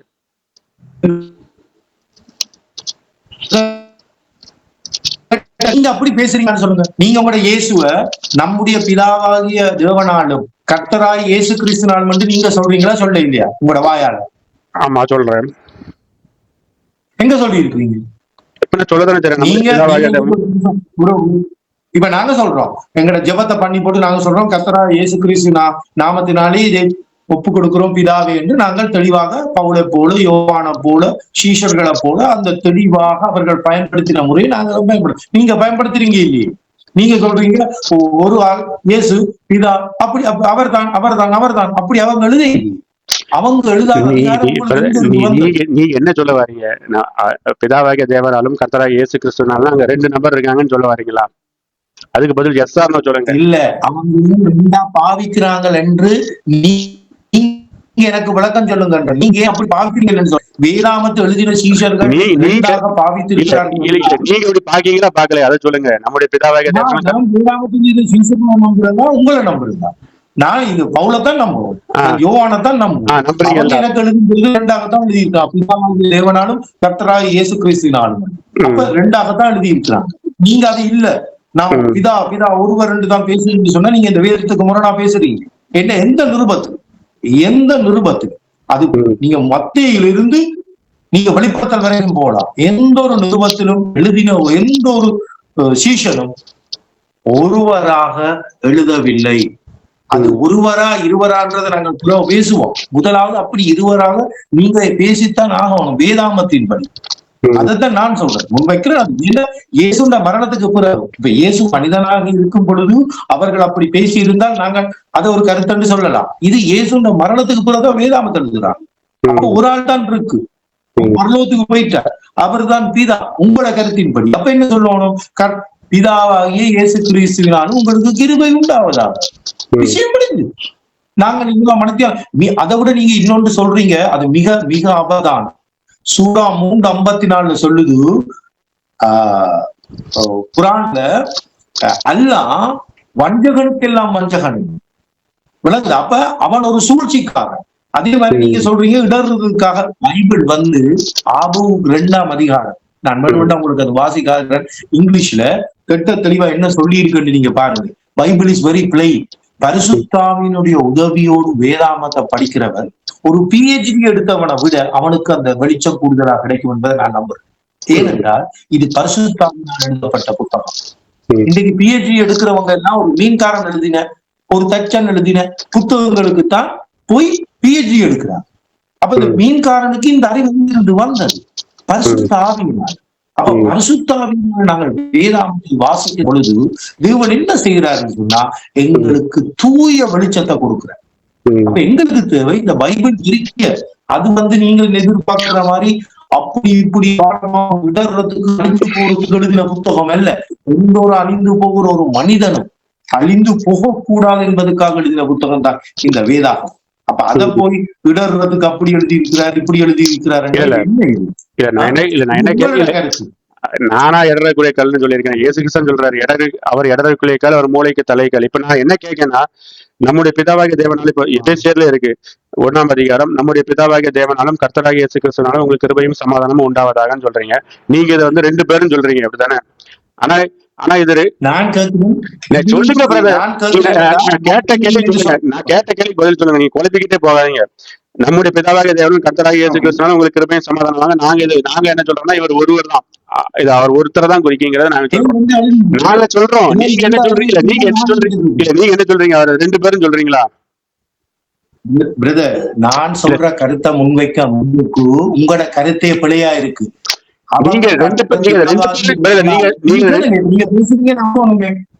நீங்க பேசி முடியுங்க, நான் பொறுமையா இருக்கிறேன். அவங்க ஏன் ஒரு தேவனை பிதாவாகிய தேவனாலும் கர்த்தராகிய இயேசு கிறிஸ்துவினாலும் சொன்னாங்க? அப்படி நீங்க சொல்லுங்க. பிதாவாகிய தேவனாலும் கர்த்தராகிய இயேசு கிறிஸ்துவினாலும். ஆமா, நான் சொல்லவே இல்லையே. நான் சொல்றேன் நம்முடைய பிதாவாகிய தேவனாலும் கர்த்தராகிய இயேசு கிறிஸ்துவினாலும் அது அவர் ஒருத்தர் தான் குறிக்கிறத நாங்க சொல்றோம். நீங்க என்ன சொல்றீங்க? அவர் 2 பேரும் குறிக்கிறேன்னு சொல்றீங்களா? அதுக்கு எஸ் ஆர் நோ சொல்லுங்க. அது எஸ் ஆர் நோவான்னு சொல்லுங்க. அது எஸ் ஆர் நோவான்னு சொல்லுங்க பிரதர். அதுக்கப்புறம் அடுத்து உங்களை கேட்க நீங்க அதுக்கு எஸ் ஆர் நோவான்னு சொல்லுங்க. அது 2 பேரை குறிக்குது. 2 பேரை குறிக்க இல்ல, 2 பேரை குறிக்கலையா? 2 பேரை குறிக்கலையா? சரி, அதுக்கு பதில் சொல்ல போறேன். நீங்க நினைக்கிற மாதிரி ஒரே வார்த்தையில சொல்லிட்டு போட்டு உங்களுக்கு அது விளக்கம். அவங்க 2 எழுதும் பொழுது இயேசு கிறிஸ்துனாலும் அவங்க எழுதும் பொழுது அவங்க 2 பேரை குறிச்சு எழுதினாங்களா, ஒரு ஆளை குறிச்சு எழுதினாங்க? ஒரு ஆளை குறிச்சுதான் எழுதுறாங்க. அதை என்னால ப்ரூவ் பண்ண முடியும். மாட்ட மாட்டேன். அதை என்னால ப்ரூவ் பண்ண முடியும். சொல்லுங்க. நீங்க ஒரு முதலும் அப்படித்தான் நீங்க பிளவிட்டீங்க. கர்த்தருடைய தூதன் தூதனுக்கு கடவுள் தன்னை மகிமையை கொடுக்க மாட்டாரு.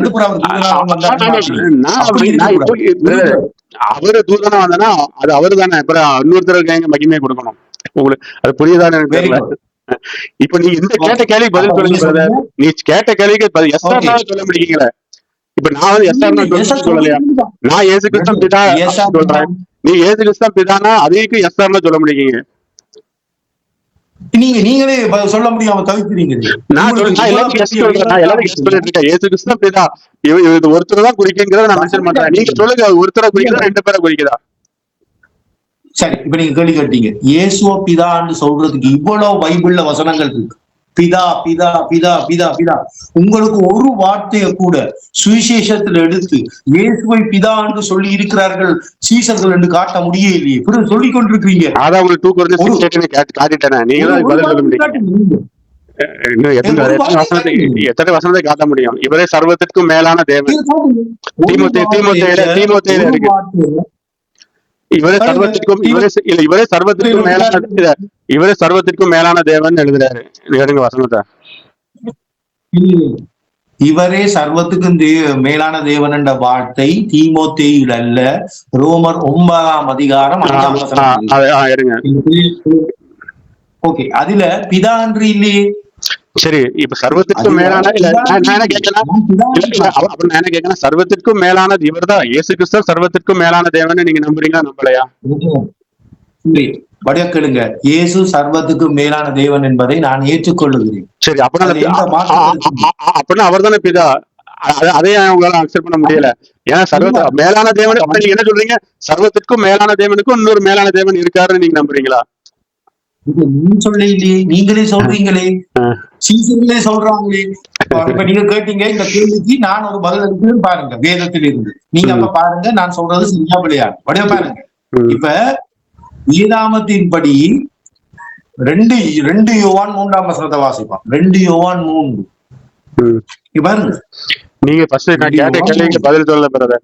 ஏன்னா இந்த நம்முடைய பிதாவாகிய தேவனாலும் கர்த்தராகிய இயேசு கிறிஸ்துவனாலும் இங்க ஒருத்தர் தான் குறிக்குது. ஏன்னா அதே எபேசியர் 1:5 இருங்க, தமக்கு தாமே அன்பில் பரிபூர்ண பரிசுத்தம் உள்ளவர்களும் குற்றமில்லாதவர்கள் இருப்பதற்கு அவர் அப்படின்னு தான் எழுதுறாரு.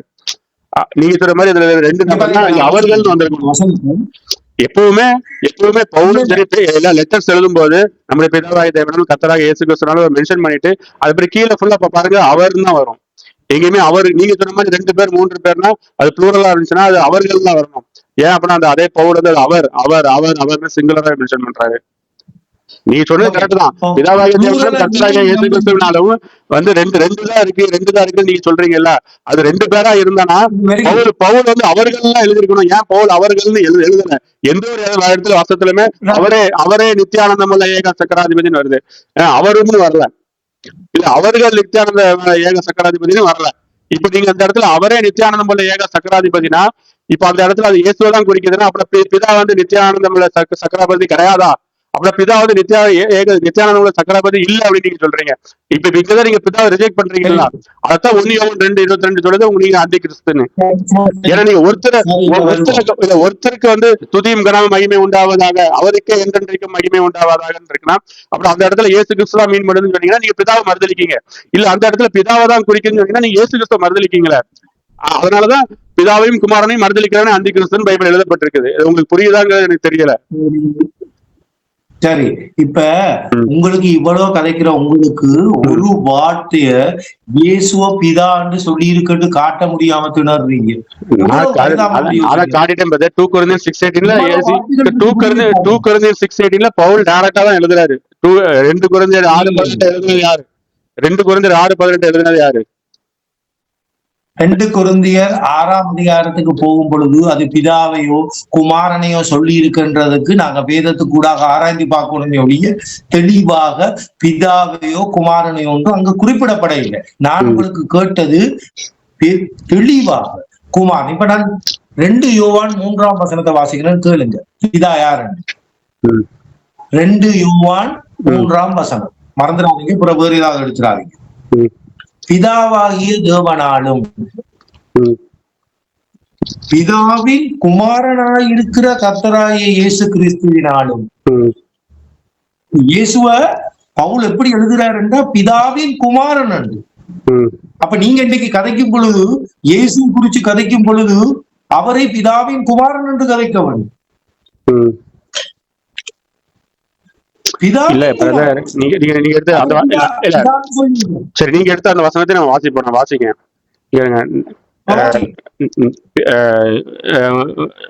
யோவான் 2ஆம் நிருபம் பிதாவாகிய 3ஆம் வசனம். பிதாவாகிய தேவனாலும் பிதாவின் குமாரனாய் இருக்கிற கர்த்தராகிய இயேசு கிறிஸ்துவினாலும். இப்போ இதை வந்து நீங்க வந்து 2 பேரும் சொல்றீங்க, அப்படிதான் சொல்றீங்க. அதுக்காக எப்படி இயேசுக்கு ஒரு பிதா இருக்கட்டும் பவுல் எழுத முடியும்? அதைத்தானே நான் உங்கள்கிட்ட கேட்கிறேன். இயேசு ஒரு ஆள் அல்லவா? அவர் தானே பிதா. அல்லவா வீட்டிலிருந்து தேவனா போயிட்டார் அல்லவா? இப்ப பரலோகத்துல வீற்றிருக்கிறார் அல்லவா? ஒரே தேவனா இருக்கிறார் அல்லவா? அவருக்கு ஒரு பிதா இருக்கட்டும் அவர் எப்படி எழுத முடியும்? அது எல்லாமே அவர் தான். அவர் ஒருத்தரை தான் குறிக்குது. தேவன் ஒருத்தரை தான் குறிக்குது. பிதாவும் அவர் தான் குமாரன் அவர் தான். பாருங்க வாசிக்கேன், ஃபுல்லா முடிச்சிடுறேன். நீங்க இப்போ 2 பேரா இருக்கீங்கன்னு சொல்றீங்க. நீங்க 2 பேரா இருக்கீங்கன்னு சொல்றீங்க, அப்படிதானே? பிதாவாகிய தேவனாலும் சரி அவர் சொல்றாரு. அவர் 2 பேரா தான். சரி பவுல் யோவான் எழுதுறாரு. யோவான் வந்து 2 பேரா தான் இருக்கிறாருன்னு சொல்லி எழுதுறாருன்னு நீங்க சொல்றீங்க, அப்படிதானே? சரியா சொன்னீங்க. சரி அப்படின்னா சரி இப்போ இயேசுவுக்கு ஒரு பிதா இருப்பதாகவும் இயேசு அந்த பிதாவுக்கு குமாரன் என்றும் ஆனாலும் அவர் கர்த்தர் என்றும் இப்ப நீங்க 2 பேரா தான் எழுதுறாருன்னு சொல்லி யோவான் எழுதுறாருன்னு சொல்லி நீங்க சொல்றீங்க, அப்படிதானே? அப்பனா ஏன் யோவான் வந்து அதே யோவான் வந்து ஏன் வந்து யோவான் 2ஆம் நிருபத்துல அதே இதுல நீங்க எடுத்துக்கொள்ளுங்க, 6ஆம் வசனத்தை எடுத்துக்கொள்ளுங்க. 6ஆம் வசனம் வாசிங்க.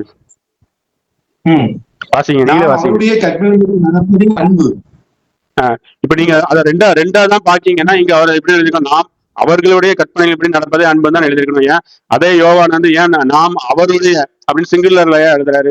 இப்படி இதுக்கு நீங்க பதில் கொடுக்கணுமா வேண்டாமா?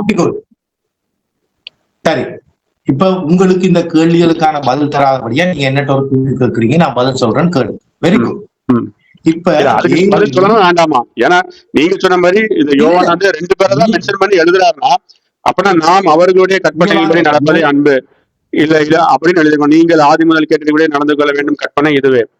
மாம்சத்துல வந்து இயேசு கிறிஸ்து அறிக்கை பண்ண அநேக வந்த உலகத்தில் இருக்கிறார்கள் அப்படின்னா அந்த இடத்துல ஏன் அவர்னு எழுதுறாரு? இந்த இடத்துல மட்டும் யோவான் மட்டும் அப்படி எழுதல. என்னால ஒவ்வொரு அதிகாரத்துல இருக்கிற லெட்டர்ஸ், பவுல் எழுதுற லெட்டர்ஸ் எல்லாத்துலயுமே என்னால காமிக்க முடியும். நம்முடைய பிதாவாகிய தேவனாலும் கர்த்தராகிய இயேசு கிறிஸ்துன்னு சொல்லிட்டு கீழே ஃபுல்லா பார்த்தா அவர் அவர் அவர் அவர் அவர் அவர் அவர் அவர் அவர் அவர் தான் வருமே தவிர எங்கேயுமே அவர்கள்னு வராது, அவர்கள்னு வராது. இதுக்கு நீங்க பதில் கொடுக்கணும் வேண்டாமா? இதைத்தான் என்னுடைய வீடியோஸ்ல நான் கேட்டுட்டு இருக்கேன். நான் உங்களுக்கு நிறைய தடவை கேட்டிருக்கேன். நீங்க இதை இந்த லெட்டர்ஸ் நம்முடைய பிதாவாகிய தேவன் கர்த்தர் 2 பேர்னா அப்படி இதுக்கு நீங்க பதில் கொடுக்கணும்ல. ஏன் யோவான் அவர்னு எழுதுறாரு? ஏன் பவுல் அவர்னு எழுதுறாரு? ஏன் பேதுரு அவர்னு எழுதுறாரு? Very good. இப்ப நீங்க கதைக்கும் பொழுதோ, பிரசங்கம் எழுதும் பொழுதோ, வேதாமத்தில் ஒரு கருத்தை சொல்லும் பொழுது பிதாவாகிய தேவனாலும் கர்த்தராகிய இயேசு கிறிஸ்துவினாலும் சொன்ன ஒரு பகுதியை காட்டுமா உங்களோட வீடியோக்கள்? எங்கட இயேசு வந்து பிதாவாகிய தேவனும் கர்த்தராகிய இயேசு கிறிஸ்துன்னு சொன்ன ஒரு பகுதியை காட்டுவாங்க. எந்த வீடியோல இந்த இடத்துல எந்த இல்ல, எல்லா இடத்துலயும் சொல்லிட்டு தானே இருக்கும். வசனம் தானங்க சொல்லுது நம்முடைய பிதாவாகிய தேவனாலும் கர்த்தராகிய இயேசு கிறிஸ்து. அப்படின்னா என்ன அர்த்தம்? பிதாவாகிய தேவன் தான் கர்த்தராகிய இயேசு கிறிஸ்துங்கிறது தான் பவுல் எழுதுறாரு. பிதாவாகிய தேவனாலும் கர்த்தராகிய இயேசு கிறிஸ்துனா திரும்ப பிதாவை தான் மீன் பண்ணுது. அது சர்க்கிளா தான் இருக்கு. அப்படி நீங்க பைபிளுக்கு விளக்கம் அளிக்கலாது. பிதாவின் குமாரனாயிருக்கிற கிறிஸ்துவினாலும் நீங்க கிறிஸ்துவ என்னன்னு சொல்லணும்டா யோவானின் படி பிதாவின் குமாரன் என்று நீங்கள் பிதான்னு சொல்லக்கூடாது. ஏன்னா வேதாமத்தின் படி அவரை குமாரன் தான் சொல்லப்பட்டிருக்கு. எங்க இருக்கு பிதான்? பிதாவின் குமாரனா இருக்கிறவன 2 பேர்னு போக கூடாதுன்னு நான் சொல்றேன். எனக்கு குமாரன்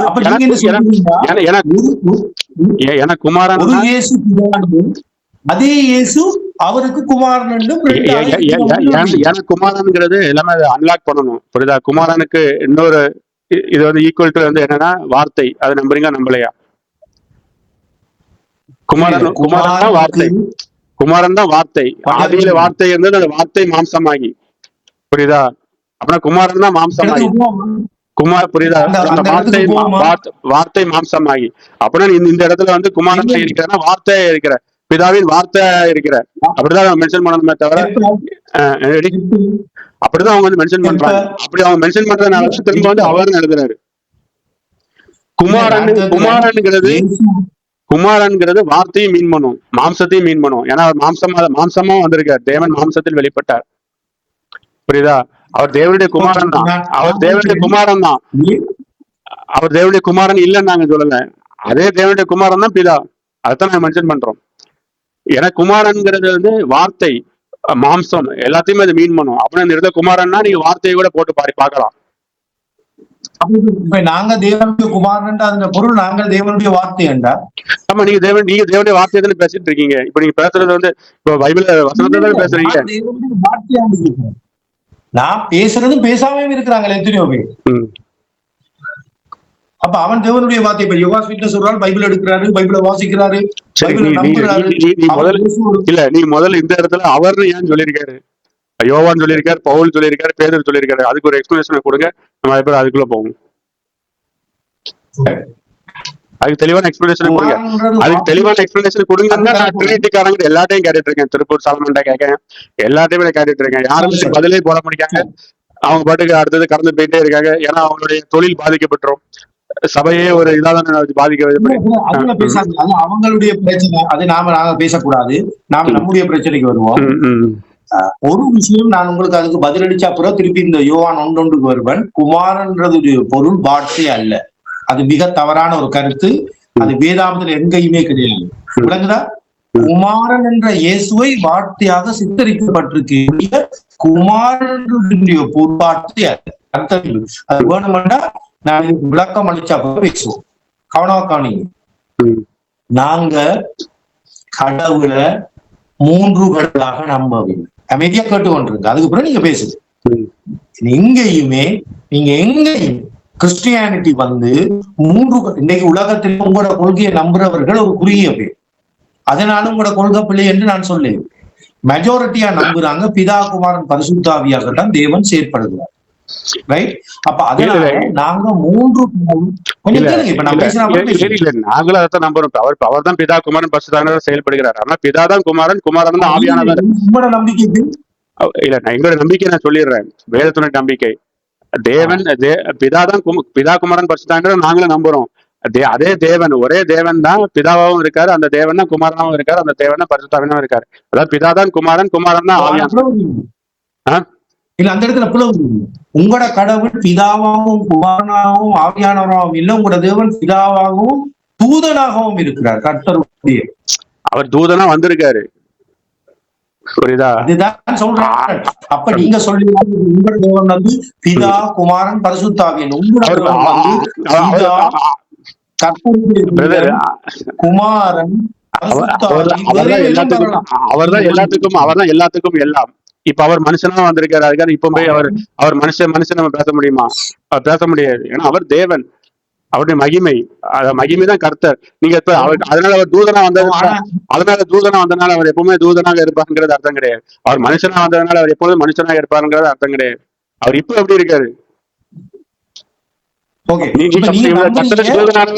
பாத்துட்டே இருந்தீங்கன்னா அப்புறம் நீங்க அவரை மனுஷன் பாத்துட்டே தான் இருக்கணும். இயேசு கிறிஸ்து இப்பவும் மனுஷன் பாத்தீங்கன்னா அது அப்புறம் எப்படி உங்களுக்கு விடுதலை கிடைக்கும்? அப்படின்னு உங்களுக்கு பாவங்கள் எப்படி மன்னிக்கப்படும்? இன்னும் இயேசு கிறிஸ்து மனுஷனா பாத்தீங்கன்னா இல்ல, நீங்க வந்து நீங்களும் அவரை மூன்றா நம்புறீங்க. ஒரு ஆள் தான், ஆனா மூன்று பேர்ல அவர் அழைக்கப்படுகிறார் நீங்களும் நம்புறீங்க. அவர் ஒருத்தரா தான் இருக்காரு, அவர் ஒருத்தரா செயல்படுறாரு, அவர் எல்லா வகையிலும் செயல்படுறாரு. ஆனா அவர் ஒருத்தர் தான். நீங்க அவரை மூன்றா உங்க சைட் படி பாத்துட்டு இருக்கீங்க. நீங்க பிரதர், நான் என்ன கேட்கேன்னா முடிச்சுக்கிறேன். நான் என்ன கேட்கேன்னா, எந்த ஒரு சீடர்களுமே டைரக்டா கண்களால அவர் மூன்று பேரை பாத்துருக்காங்களா? கடவுளை இயேசுதான் கடவுள் என்றீங்களே பிரதர். அதாவது இயேசு கிறிஸ்துடைய சீடர்கள் கடவுளை மூன்று பேரா எங்கேயாவது பாத்துருக்காங்களா? மூன்று பேர் சைட் படி. இப்ப நம்ம பாக்குறது வந்து கண்ணாலதான் பாக்கும். கண்ணாலதான் உன்னை பார்த்து கிரீன் கலர், உன்னை எல்லோ கலர், உன்னை ப்ளூ கலர் சொல்றோம். அதேதான் நான் கேட்கேன். இயேசு கிறிஸ்துடைய சீடர்கள் இப்ப பவுல விடுங்க, பவுல பேதுரு வச்சுருங்க. பேதுரு வந்து பிதாவையும் குமாரனையும் பரிசுத்தாவியும் மூன்று நபர்களாக அவங்க கண்களால பார்த்தாங்களா பார்க்கலையா? அதுக்கு பதில் கொடுங்க. அருமையான கேள்வி. நான் உங்கள்கிட்ட ஒரு கேள்வி கேட்கிறேன், நீங்க இதுவரை அறியாத பதில் தரப்போம். பவுலோ அல்லது சீசர்களோ இயேசுவை கண்ணால் கண்டிருக்கிறார்களா? எப்படி சீசர்களோ அவர் இயேசு இந்த பூமியில வாழும் பொழுது அவரை பார்த்த அத்தனை பேரோ இயேசுவை கண்டிருக்கிறார்களா? ஆமா, அவரோட கூட இருந்த சீடர்கள் அவரை பார்த்திருக்காங்க. அப்ப நீங்க சொல்றீங்க இயேசுவ நீங்க நம்புறபடி பிதாவ தேவன இவங்க தரிசிச்சாங்க. ஆமா, எங்களுடைய நம்பிக்கையின்படி, வேதத்தினுடைய நம்பிக்கையின்படி. நீங்க என்ன சொல்றீங்கன்னா இயேசுவை பார்த்தா இயேசுவை கண்களால பார்த்தவங்க வந்து பிதாவை பார்க்கல அப்படின்னு சொல்றீங்க, அப்படிதானே? இல்ல நான் சொல்லல. போடுங்க, நான் இயேசுவை காணையில் என்று சொல்றேன். நீங்க பிதாவுக்கு வாரீங்க, நான் இயேசுவை ஒருவரும் காணையில் என்றேன். வாசிங்க. கடைசியா தான் அருமையான ஒரு வார்த்தையை தவிர அதுக்கு முன்னுக்கு உங்களுக்கு புரியும்படியான ஒரு வார்த்தையை வாசிங்க. 1 யோவான் 4ஆம் அதிகாரம் 12ஆம் வசனம். 1 யோவான் 4:12. இல்ல, தேவனை ஒருவரும் ஒருபோதும் கண்டதில்லை. நாம் ஒருவரிடத்தில் ஒருவர் அன்பு கூர்ந்தால் தேவன் நமக்குள் நிலைத்திருக்கிறார், அவருடைய அன்பும் நமக்கு பூர்ணப்படும். இப்ப இயேசு தேவன், இயேசு பிதா, அவரை தொட்டு இருக்கிறார்கள், அவங்க கூட இருந்திருக்கிறார்கள், அவரை கண்டிருக்கிறார்கள். தோமா என் ஆண்டவரை என் தேவனை என்று கூட சொல்லி இருக்கிறார். ரைட்? மத்திய 1:23 சொல்லுது இமானுவேல் என்று தேவன் நம்மோடு இருக்கிறார்கள். ஆனா இங்க வேதம் சொல்லுது அந்த யோவான், அதாவது இயேசுவின் மார்பில் சாய்ந்திருந்த யோவான், அதாவது தேவனோடு சாய்ந்திருந்த ஒரு மனிதர் சொல்றாரு, தேவனை ஒருவரும் ஒருபோதும் கண்டதில்லை.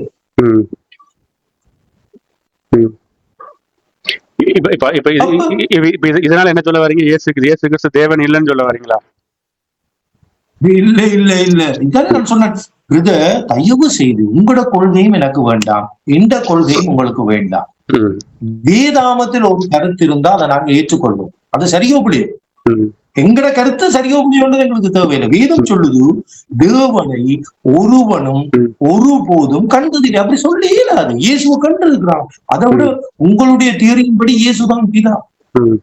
அப்ப கதையே கிடையாது. அங்க பிதாவை கண்டுட்டாங்க, இயேசுவை கண்டுட்டாங்க, தேவனை கண்டுட்டாங்க. தேவன் மாமிசத்திலே வெளிப்பட்டார் என்று வேதம் சொல்லுகின்றது. 1 தீமோத்தேயு 3:10. அப்படி இருக்கும் பொழுது பிறகு அதே யோவான் தேவனை ஒருவரும் ஒருபோதும் கண்டதில்லை என்று சொல்றார்.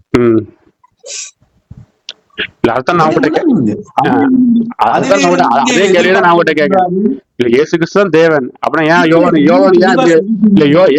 இப்படி எழுதுறாரு, தேவனை ஒருபோதும் ஒருத்தரும் கண்டதில்லை? இல்ல, ஏன் எழுதுகிறார்ன்றதை நான் விளக்கம் கொடுத்தா நீங்க பொறுமையா இருந்து நான் சொல்ற காரியங்களை ஏற்றுக்கொள்ளாவிட்டா உங்களுக்கு இந்த விளக்கத்தை என்னால தர முடியாது. எனக்கு ஒரு இடத்துல இருந்து இன்னொரு பாக்கிறீங்க. சொல்லுங்க, விளக்கத்தை கொடுங்க. ஏன் யோவான் அப்படி சொன்னாரு? அதுதான் விளக்கத்தை கொடுக்கத்தான் நீங்க பொறுமையா இருக்க வேணும். இல்லாட்டி எங்களுக்கு விளக்கம் கொடுக்க இயலாது. விளங்குதா? நீங்க எங்கட கருத்து இந்த வேதாம கருத்துக்குள்ள உள்வாங்க வரணும். நீங்க இல்லை என்று சொல்லி சலமோனையும் சாலமோனையும் திருப்புரையும் அவரையும் வரையும் கதைச்சு எங்களுக்கு பிரயோஜனம் இல்லை. அவங்களுடைய கருத்து உங்களோட கொள்கை எங்கள்கிட்ட இல்ல. ஏன் சொல்லுங்க, அவன் காணாக்கா நீங்க உங்களுக்கு ஒரு விஷயத்த சொல்றேன். நீங்க மென்ஷன் பண்ற அத்தனை பேரும் தங்களுக்கு ஒரு சபையை தொடங்கி இருக்கிறார். அப்ப அவங்க தேவனுக்குரியவங்க அல்ல. அவங்களுக்கும் தேவனுக்கும் எந்த சம்பந்தமும் இல்லை. நான் அவங்களை நம்புறதும் இல்லை. அவங்களோட உபதேசம் உண்மையானதும் அல்ல. நீங்க சாலமோன் திருப்பரோடு நான் பேசி இருக்கிறேன். அவருடைய பதிவு கூட என்னட்டு இருக்கு. அதுல அவர் தெளிவா சொல்றாரு, ஞானஸ்தானம் அவசியம் இல்லை, அவங்க ஞானஸ்தானம் கொடுக்கறது இல்லை. அப்ப அப்படிப்பட்ட எத்தனையோ வேதத்துக்கு முரணான கொள்கைகளை இந்த சபையில் இருக்கிறவங்களா வச்சுட்டாங்க. தாங்களுக்கு ஒரு சபை தொடக்கி வச்சிருக்கிறாங்க, ஒரு பேரை வச்சிருக்கிறாங்க. அப்ப அவங்க இப்படி தேவனுடைய பிள்ளைகளா இருக்க முடியும்? நேற்று ஒரு 50 வருஷம் 20 வருஷத்துக்கு முன்னுக்கு ஒரு சபையை தொடக்கி போட்டு நான் தேவனுடைய சபையை இதுதான் என்னுடைய உபதேசம் யாரும் சொல்ல முடியாது. அதனால அவர்களுடைய கருத்தையோ அதை நான் உங்களுக்கு சொன்ன திருத்துவம் என்ற வேர்டை கூட நாங்க பாவிக்கிறது இல்லை. நான் உங்களுக்கு ஒரு பிள்ளையான கருத்தை வைக்க இல்லை. அல்ல நீங்க திருத்துவம் என்று கேட்டுட்டு நான் உங்களுக்கு பதிலளிக்காம போயிடணும். நான் வேணா உங்களுக்கு எங்க சர்ச் புத்தகத்துல காட்டுறேன். நாங்க காட் ஹேட் தான் போட்டுருக்கோம். ட்ரினிட்டி என்ற வேர்டு எங்கட புத்தகங்கள்ல எங்கேயுமே கிடையாது. என்ன நாங்க அதை பாவிக்கிறது இல்லை. எங்களுக்கு தெரியும் திருத்துவம் என்ற வார்த்தையில கத்தோலிக்கர்கள் சொல்ற கருத்து உண்டு, புரொட்டஸ்டன்ட்கள் சொல்ற கருத்து உண்டு. அதே மாதிரி நான் உங்களுக்கு பயம் இல்லாம சொல்றேன், ஒரே கடவுளை நம்புற சொல்றேன். நீ உங்களுக்குள்ளே நூற்றுக்கணக்கான வித்தியாசமான விளக்கம் கொடுக்கிறவங்க இருக்கிறாங்க. சரி, இப்ப விஷயத்துக்கு வரும். தேவனை ஒருவரும் ஒருபோதும் கண்டதில்லை என்றா இயேசு தேவன் இல்லை என்று பொருள் அல்ல. இயேசு சர்வத்துக்கும் மேலான தேவன், சர்வ வல்லமை உள்ளது. நான் பதிய வைக்கிறேன். எந்த மாற்று கருத்தும் இல்லை. எக்காலத்துல நாங்க மாற்ற போறது இல்லை. அவர் தான் ஆல்மைட்டி காட், ஆம்னிபோட்டன்ட். சரியா? ஆனா நான் இதுல என்ன சொல்றேன்னா, இயேசு இந்த பூமிக்கு வரும் பொழுது தன்னுடைய தெய்வீகத்துல வரவில்லை, மாமிசத்துல வந்தார். அவர் தேவனாக இருந்த பொழுதிலும் அந்த தேவத்துவத்தை மூடித்தான் அந்த மாமிசம் இருந்தது. அதனால தேவன் ஒருவரும் காண இல்லை, ஒருவரும் காண முடியாது. கண்ட நானும் நீங்களும் செத்துருவோம். ஏன்னா பாவ சரீரத்துல இருக்கணும். மகிமையின் சரீரமானா மட்டும்தான் அந்த தேவனை தரிசிக்கலாம். அதுக்கு ஒரு நல்ல உதாரணம், இயேசு மத்தேயு 17ஆம் அதிகாரத்துல மறுரூபமானது அங்க பிதாவினுடைய மகிமை அவரை சூழ வந்த பொழுது அவர்கள் குப்பர விழுந்தாங்க. அதாவது அவர் தேவனுடைய மகிமைங்க ஒரு கொஞ்சத்தை காண்பித்தார். உடனே அவங்க குப்புற விழுந்துட்டாங்க, செத்தவங்களுக்கு. இந்த தேவனுடைய மகிமையை அவங்களால் தரிசிக்க முடியாம போயிட்டு. அதை விட இன்னும் ஆழமான ஒரு கருத்தை பதிய வைக்கிறேன். மோசே இஸ்ரவேல் ஜனங்களை பார்க்க போன பொழுது தேவனோட முகமுகமாய் பேசி வந்தபடியினால் மோசே என்ற புத்தகம் பார்க்க முடியாம அவரது முகத்தில் ஒரு திரையை போட்டு தன்னை மூடினார் என்று வேதம் சொல்லுங்க. அப்ப தேவனோடு முகமுகமாய் பேசின மனிதனையே பார்க்க முடியாத அளவுக்கு மக்கள் திண்டாடி இருக்கும் பொழுது அந்த தேவன் இறங்கி வருவாராக இருந்தால் யார் நிலைநிற்க முடியும்? எல்லாரும் மனிதர் நிலைச்சு நிக்கலாம். தெய்வீகத்தின் ஒரு பகுதி வெளியிட்டப்படுது. அதனால உண்மையான தேவ வடிவத்தில தேவனை ஒருவரும் ஒருபோதும் கண்டதில்லை. இதை நான் இப்ப உங்களுக்கு விளங்கப்படுறேன். பைபிள் கூட நான் கொடுத்த விஷயத்த உங்களுக்கு பைபிள் கூட நான் விளங்கப்படுத்தணுமே. யோவான் 1:18 அதே யோவான் எழுது, அதே விஷயம். யோவான் 1:18. இல்ல இப்ப நான் என்ன கேள்வி கேட்கறேன், சரி தேவனை ஒருவரும் ஒரு காலம் கண்டதில்லை, அப்படின்னா இயேசு கிறிஸ்து தேவன் சொல்றீங்க, அப்படின்னா பிதா, நீ சொல்றது பிதா எங்க இருக்காரு? இப்ப நீங்க சொல்றது பிதா எங்க இருக்காரு? சரி, இப்ப அதே விளக்கம் கொடுத்த அப்புறம் இப்ப நீங்க இயேசு கிறிஸ்து தேவன் சொல்லிட்டீங்க, இயேசு கிறிஸ்து தேவன் சொல்லிட்டீங்க, அவர் மாம்சத்துல வந்ததுனால அவருடைய ஃபுல் மகிமையை இது பாக்கலாம்னு சொல்றீங்க. இயேசு கிறிஸ்து மேல புது மகிமையில இருக்கான்னு சொல்றீங்க, அப்படின்னா இயேசு கிறிஸ்துக்கு மேல ஒரு பிதா இருக்காருன்னு சொல்றீங்க இல்ல, அப்படின்னா அவர் எங்க இருக்காரு? இப்ப இத பைபிள் கொடுத்தாங்க, நீங்க வந்து என்னுடைய விளக்கம் அல்லவா, நாட்டுக்கு விளக்கத்தை கொடுத்த அது வேதாந்தத்திலிருந்து கொடுக்கணுமே, அல்லது என்னுடைய விளக்கம் ஆகும், அல்ல சபையின் விளக்கம் அனுப்பீங்க. யோவான் 1:18. தேவனை ஒருவனும் கொஞ்சம் கேட்கணும், நீங்க பொறுமை கேட்காட்டி நாங்க ஒரு சப்ஜெக்ட் தெளிவா போகணும், பேருக்கு கூட போகும். சொல்லுங்க யோவான் 1, யோவான் 1:18. 1:18.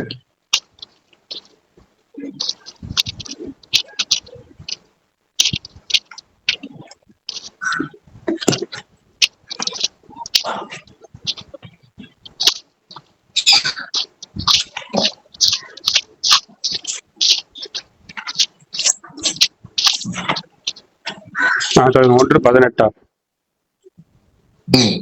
வாசிங்க, நீ வாசிச்சா அது உங்களுக்கு. தேவனை ஒருவனும் ஒரு காலம் கண்டதில்லை, பிதாவின் மடியில் இருக்கிற ஒரே பேரான குமாரனை அவரை வெளிப்படுத்தினார். அப்படியே கேளுங்க, அந்த மகிமை உள்ள தேவனை பிதாவை ஒருவனும் ஒருபோதும் கண்டதில்லை, தெளிவா ஒழுங்கப்படுது. அந்த பிதாவினுடைய குணாதிசயத்தை, சாயலை, தன்மையை எங்களுக்கு அவருடைய குமாரனாய் இயேசு கிறிஸ்து தான் இந்த பூமியில வெளிப்படுத்து. அப்ப இந்த மாமிசத்துல வந்த தேவனைத்தான் நாங்க தரிசிச்சிருக்கிறோமே ஒழிய அந்த பிதாவை, அந்த தெய்வீகத்தை ஒருவனும் தரிசிக்கவும் முடியாது. எந்த மனிதனா பூமியில்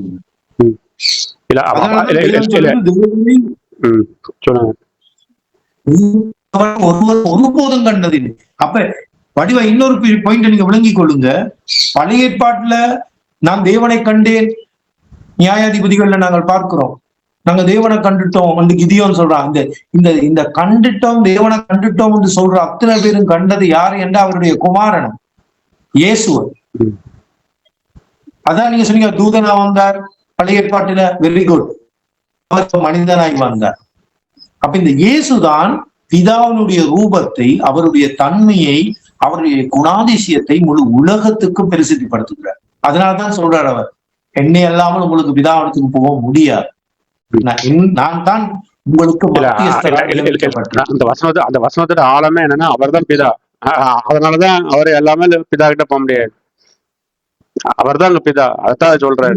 அவர்தான் பிதாண்டா, அவர் தான் பிதாண்டா. நீங்க இந்த இடத்துல பிதாண்ட இடத்துல இயேசுவோ போடுவோம் வழக்கெடுக்கு. தேவனை ஒருவரும் ஒரு காலம் கண்டதில்லை.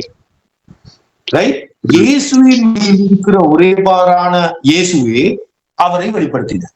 இப்ப நான் என்ன கேட்கிறேன்னா, இப்ப அதே வசனத்தை நான் என்ன கேட்கிறேன்னா, தேவனை ஒருவனும் ஒரு காலம் கண்டதில்லை, பிதாவின் மடியில் இருக்கிற ஒரே பேரான குமாரனை அவரை வெளிப்படுத்தினார். அப்புறம் நீங்க என்ன சொல்ல வரீங்கன்னா, அந்த ஃபுல் மகிமை அவரை காண்பிக்கல.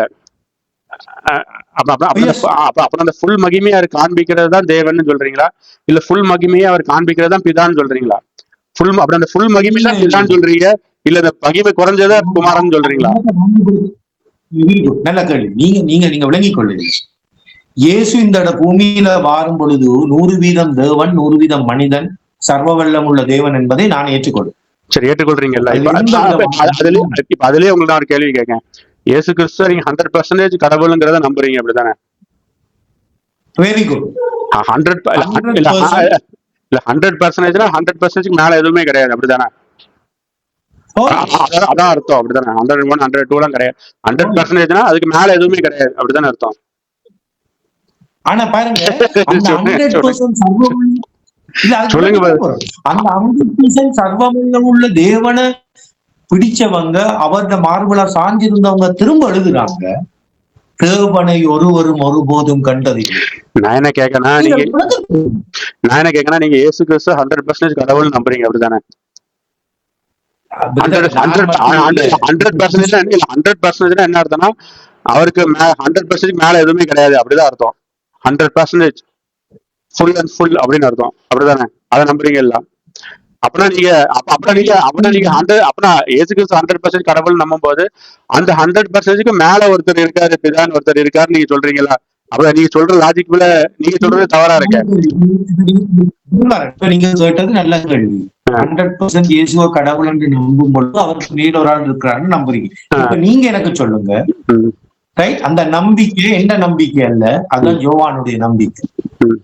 100% சர்வத்துக்கும் மேலான தேவன் என்று சொல்ற நீங்க, பிதா என்று சொல்ற நீங்க, ரைட்? கர்த்தராகிய இயேசு கிறிஸ்து என்று சொல்ற நீங்க, அவர் ஒரு ஆள் தான் என்று சொல்ற நீங்கள அந்த தேவனை கண்டிருக்கிறாங்க. தேவன் தானே மாம்சத்துல வெளிப்பட்டார். இந்த பூமியில ஒரு தேவனா தானே இருந்தோம். ஆனா எப்படி பைபிள் எழுத முடியும்? தேவனை ஒருவரும் ஒரு காலமும் கண்டதில்லை. நீங்க தான் எனக்கு விளக்கம் தரும், நான் நம்புறேன். இல்ல அதுக்கு நிறைய ஆழங்கள் இருக்கும், நிறைய வசனத்தின் ஆழம் இருக்கும். ஏன்னா அவர் என்ன மென்ஷன் பண்ண வர்றாரு, இல்ல என்ன மென்ஷன் பண்ண வர்றாருன்னா, நீங்க அன்பு புரிஞ்சுட்டீங்கனாலே தேவனை பாத்துட்டீங்க அப்படிங்கறத அது மென்ஷன் பண்ண வர்றாரு. அவர்தான் மென்ஷன் பண்ண வர்றாரு. இப்ப நீங்களும் ஒவ்வொரு மனுஷனுக்கும் நம்ம அன்பை காட்டிட்டாலே அங்க நீங்க தேவனை பாக்கீங்க அப்படின்னு அவர் சொல்ல வராங்க. தவிர தேவனை ஒருவரும் ஒரு காலம் கண்டதில்லைன்னா ஒருவரும்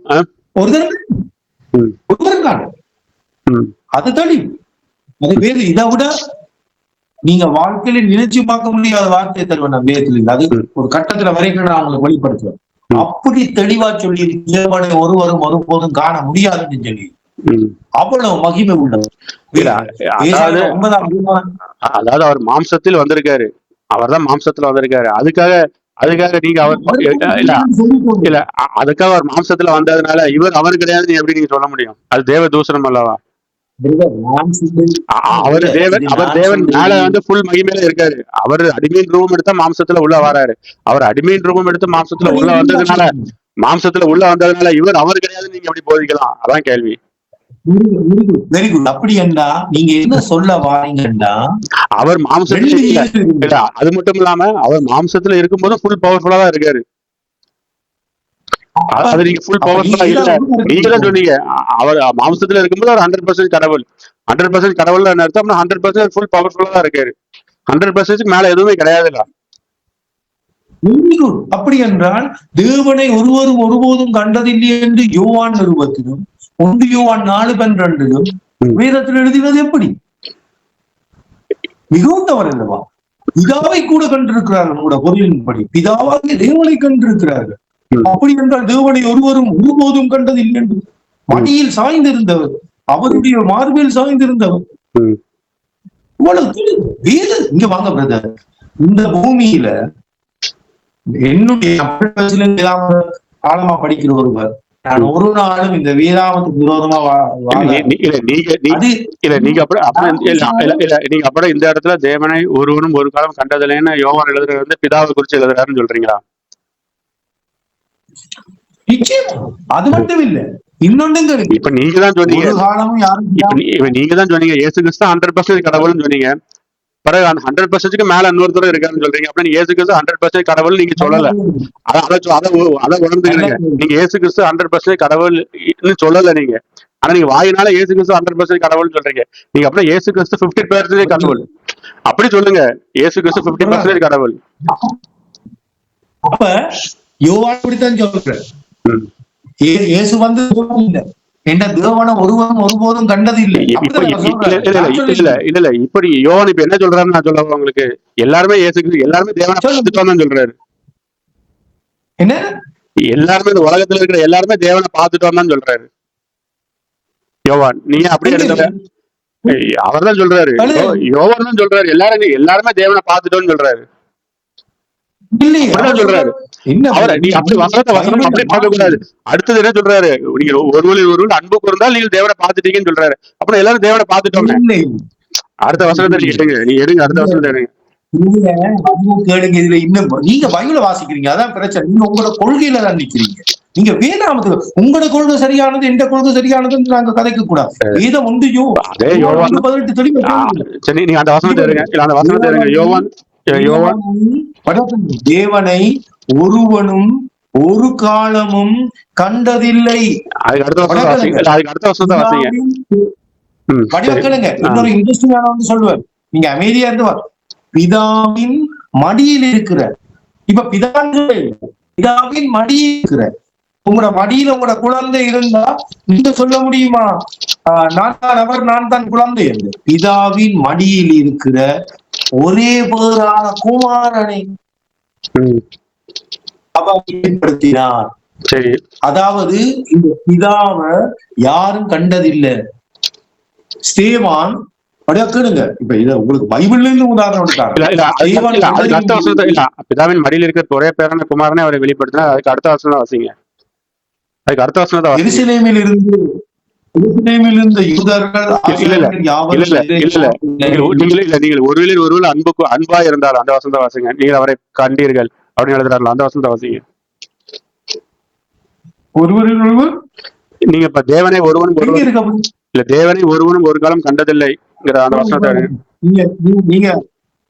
நீங்க 1 யோவான் 4:12 சொல்றீங்களா? ஆமா, 1 யோவான் 4:12 சொல்றீங்க.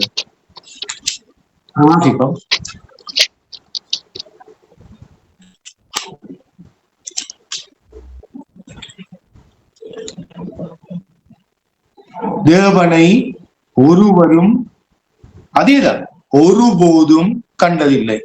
அதுல ஒரு காலம் இருக்கு, இதுல ஒரு போதும். நாம் ஒருவரிடத்தில் ஒருவர் அன்பு கூர்ந்தால் தேவன் கவனிங்க நமக்குள் நிலைத்திருக்கிறார். தேவனை கண்டுட்டோம்னு சொல்ல இல்ல, நாங்க ஒருவரோட அன்பு அந்த அன்பு இல்ல நிலைத்திருக்கிறார் எல்லாமே ஒண்ணுதான். நிலைத்திருக்கிறார்னு என்ன நமக்குள்ளதான் இருக்காரு.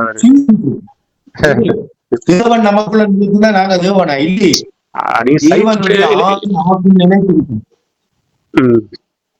அதாவது இதை நாங்க இன்னும் அழகாப்படுத்தணும். 20ஆம் வசனத்தை வாசிப்போம். அங்க வந்து அவர் என்ன யோவான் என்ன சொல்ல வர்றாருன்னா, தேவனை ஒருவரும் ஒரு காலமும் கண்டதில்லைன்னா தேவனை மாம்சத்துலதான் பார்த்தாங்க. இல்ல தேவனை மாம்சத்துலதான் பார்த்தாங்க, மாம்சம் இல்லாம அவர் பார்க்கல. அதான் மென்ஷன் பண்றாரு. தேவனை ஒரு மாம்ச வடிவுல தான் அவரை பார்த்திருக்காங்க. அவரோட ஃபுல் இதுல அதுக்காக தேவனை அவங்க மாம்ச சரீரத்துல இந்த அழிஞ்சு போற இந்த இதுலதான் பார்த்திருக்காங்க. ஆனா தேவனை ஃபுல் அந்த இதுல பாக்கல. அதுக்காக இவர் தேவன் இல்லைன்னு சொல்ல முடியாதுல்ல. அதுக்காக இவர் பிதா கிடையாதுன்னு எப்படி சொல்றீங்க? யாரு? அவர் தேவன் தான். அவர் 100% தேவன். அவர் மாம்சத்துக்குள்ள இருந்தாலும் 100%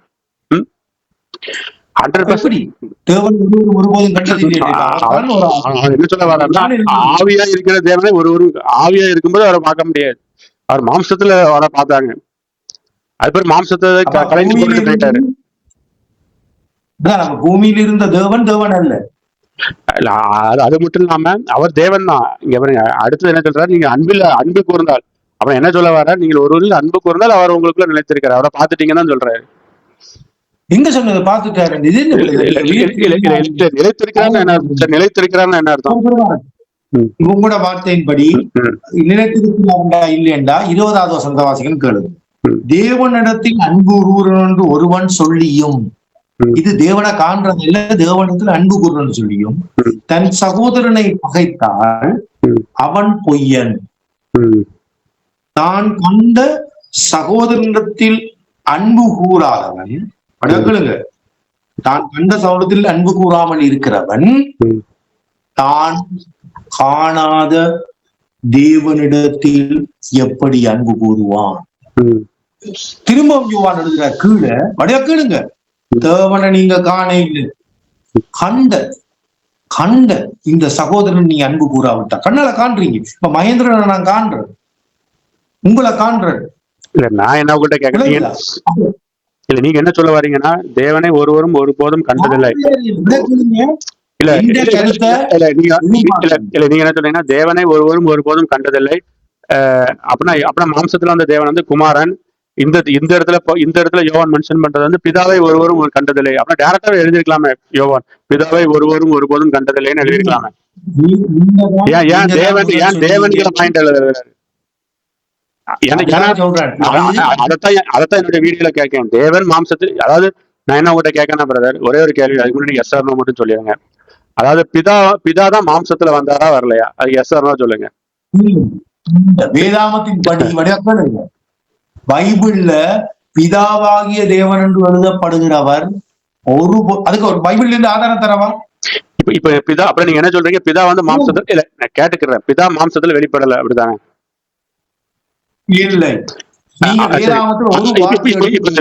வீடியோக்கு முதல்ல நீங்க என்ன சொன்னீங்கன்னா, நான் ட்ரினிட்டியை பிலீவ் பண்றவன் கிடையாதுன்னு சொன்னீங்க. ஆனா நீங்க ட்ரினிட்டி தான் பிலீவ் பண்ணுவீங்க. ஏன்னா ட்ரினிட்டி தான் என்ன சொல்லுது, பிதா மாம்சத்துல வரலான்னு சொல்லுது. புரியுதா? நீங்க என்ன சொல்றீங்க, நான் ட்ரினிட்டியை பிலீவ் பண்ணலன்னு சொல்றீங்க. ட்ரினிட்டி வார்த்தையே இல்லாம ட்ரினிட்டியை கொள்கையை வச்சிருந்தீங்கன்னா பிதா மாம்சத்துல வரலான்னு சொல்லி தான் ட்ரினிட்டின்னு சொல்லுது. இப்ப நான் அதுலதான் உங்களுக்கு என்ன கேள்வி, அதான் உங்களுக்கு என்ன கேள்வி கேட்கறேன்னா, பிதா தேவனா இல்லையா? பிதா தேவன் தானே. அதுக்கு வசனத்தை எனக்கு கருத்து காட்ட முடியும். பவுலே சொல்றாரு, பிதாவாகிய ஒரே தேவன் எனக்கு நமக்கு உண்டு. அதே இதுல 1 தீமோத்தேயுக்கு வாங்க, 1 தீமோத்தேயு 6க்கு வாங்க. தேவன் மாம்சத்தில் வெளிப்பட்டார். அப்படின்னா பிதா தேவன் தானே, நீங்க அக்செப்ட் பண்றீங்களா பண்ணலையா? அப்படின்னா பிதா தானே மாம்சத்துல வெளிப்பட்டார். சரி, நான் என்ன கேட்கிறேன், தேவன் நீங்க அக்செப்ட் பண்றீங்க. அப்படின்னா அது தீமோத்தேயு எழுதுறாரு, தேவன் மாம்சத்தில் வெளிப்பட்டார். அப்படின்னா பிதா தானே மாம்சத்தில் வெளிப்பட்டார். அந்த இடத்துல மட்டும் நீங்க பிதா மாம்சத்தில் வெளிப்படலன்னு நீங்க சொல்றீங்க. அப்படின்னா தேவ தூஷணமா இல்லையா? நீங்க கேள்வி கேட்டீங்க, பதில் சொல்றேன். நீங்க யோவான் 1 இப்ப கூட கேள்வி பதிலளிக்க வீரத்தில் இந்த கருத்தை சொல்லக்கூடாது. யோவான் 1:1 நாங்கள் வாசிக்கிறோம். யோவான் 1 இப்படி அழகா இப்படி கேள்வி கேட்டு நான் பதிலளிச்சாதான் அதை கேட்கிறவர்களுக்கும் பார்க்கிறவர்களுக்கும் இதுல விளக்கம் நடக்கும். யோவான் 1:1 நீங்க கேள்வி கேட்கிறீங்க, நான் பதில். ஆதியிலே வார்த்தை இருந்தது, அந்த வார்த்தை தேவனிடத்தில் இருந்தது. அப்படியே கேளுங்க. இதுல நீங்க கிரீக் யாராவது ஸ்காலரா இருக்கிறவங்க, இல்ல கிரீக் படிச்சவங்க, அல்லது நீங்க ஆராய்ச்சி பாருங்க, இந்த வார்த்தையை வேறாகவும் தேவன வேறாகவும் தான் சொல்லுவீங்க. அதில வார்த்தை இருந்தது, அந்த வார்த்தை தேவனிடத்தில் இருந்தது. In the beginning word was, the word was with God.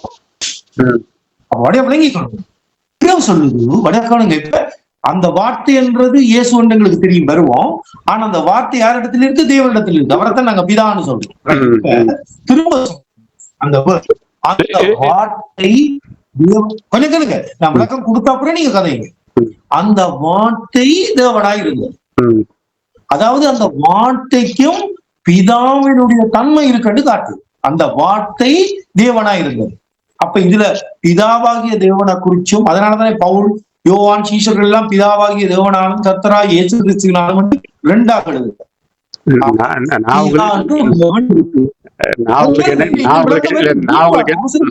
சொல்லுங்க. கொஞ்சம் கேளுங்க. இப்ப நீ ஒரு விஷயம் நீங்க பாருங்க, நீங்க கேள்வி கேட்கறீங்க, கதைக்கிறீங்க. எனக்கு விளக்கம் அளிக்கும். நான் மிக கொஞ்சம் தான் பேசும்போது விளக்கம் அளிச்சு கொண்டிருக்கிறேன். நான் கேட்கிற கேள்விக்கு நீங்க தான் டைம் எடுத்து கொண்டிருக்கீங்க. அப்படியே கேளுங்க. 2வது வசனம் வெரி பியூட்டி. 2வது வசனத்தை யாரும் வாசிக்கிறேன் இல்லை. யோவான் 1 முடிச்சிருவாங்க. அவர் ஆதியிலே தேவனோடு இருந்தார். அவர் ஆதியிலே தேவனா இருந்தார் என்று எழுதணும். வார்த்தைனா யாரு? வார்த்தைனா இயேசு கிறிஸ்து தானே. நம்புறீங்களா நம்பலையா? அதே அவர் அந்த வழியா கேளுங்க. அந்த நீங்க பைபிளுக்கு உங்களோட கருத்தோ எந்த கருத்தோ, அவர் ஆதியிலே தேவனோடு இருந்தார். அப்ப நீங்க எனக்கு விளங்கப்படுத்துங்க, இதுல இருக்கிற அவர் யார்? அவர் இருந்த தேவன் யார்? அவ்வளவுதான். சிம்பிள் கேள்வி. நீங்க எனக்கு விளங்கப்படுத்துங்க. அவர் யார்? வார்த்தை இயேசு கிறிஸ்துவா இல்லையா? இப்ப நான் சொல்லிட்டேனே, அந்த வார்த்தை இயேசு வந்து உங்களுக்கு இப்ப முன்னுக்கே சொல்லிட்டேனே. அந்த வார்த்தை அவர் தேவன். அந்த வார்த்தையும் தேவனுக்கு சமமானவரால் தான். ஆனா அந்த வார்த்தை அவர் தேவனோடு இருந்தார். தேவனோடு இருந்தார். தேவனோடு இருந்தார். அடுத்தது அதுக்கு முந்தினது பாருங்க. அந்த வார்த்தை தேவனா இருந்ததுன்னு இருக்கு. அதையும் விடுறீங்க. ஒரு வருஷத்துக்கு அவர்தான் தேவன். அவர்தான் தேவன். வார்த்தை வார்த்தை தேவன் என்ற சந்தேகம் இல்ல. ஆனா அவர் இருந்ததும் பிதாவோட அவரும் தேவன் என்று சித்தீகரிக்குதுன்றதான் நான் சொல்ல வரேன். இதுல இயேசுவை குறைத்தோ யாரும் மறுப்படை இல்லை. உங்களுக்கு விளங்கப்படுத்துறேன்னா நான் உங்கள்ட்ட என்ன கேட்கறேன்னா, வார்த்தைனா இயேசு கிறிஸ்து தானே? விளங்குதா? வார்த்தையில இல்ல இல்ல இல்ல இல்ல வார்த்தைனா இயேசு கிறிஸ்து தானே? நம்புறீங்களா நம்பலையா? எஸ் ஆர் நோ சொல்லுங்க. நம்புறேன். அப்படின்னா இங்க பாருங்க, எஸ். ஆதியிலே வார்த்தை இருந்ததுன்னா ஆதியிலே இயேசு கிறிஸ்து இருந்தாருன்னா வாசிக்கணும். அப்படின்னா அந்த ஆதியிலே, ஓகே. அப்படின்னா ஆதியில இருந்ததே யாரு? இயேசு கிறிஸ்து தான். அப்படின்னா அதுக்கு முன்னாடி ஒரு பிதான்னு ஒருத்தர் இருக்காருன்னு நீங்க சொல்றீங்கல்ல, அதுதான் தேவ தூஷணம் சொல்றேன். ஏன்னா இயேசு கிறிஸ்து தான் பிதா. கேளுங்க, கொஞ்சம் கேளுங்க, ம், வடிவா கேளுங்க. ம். ஆதியிலே வார்த்தை இருந்தது என்று அங்கால அடுத்தபடியாக தள்ளிவிட்டாச்சுண்டா ஓகே. ஆனா வேதம் அப்படி சொல்லல. ஆதியிலே வார்த்தை இருந்தது, அந்த வார்த்தை வழியா பாருங்க, அந்த வார்த்தை தேவனிடத்தில் இருந்தது. அதாவது இந்த அதான் சொல்றேன். வார்த்தை அது புரியுது. அந்த வார்த்தை தேவனிடத்துல இருந்தது. அதுக்கு அடுத்த வசனம் பாருங்க, அந்த வார்த்தை தேவனா இருந்ததுன்னு இருக்குல்ல, அதையும் பார்க்கணும்ல. சரி, ஓகே. இப்ப உங்களோட கருத்தின்படி அந்த அதுல இருந்து உங்களுக்கு தெரிய வேண்டாமா, அந்த வார்த்தை தான் பிதா. பிதாவுடைய வார்த்தை தான் இயேசு கிறிஸ்து.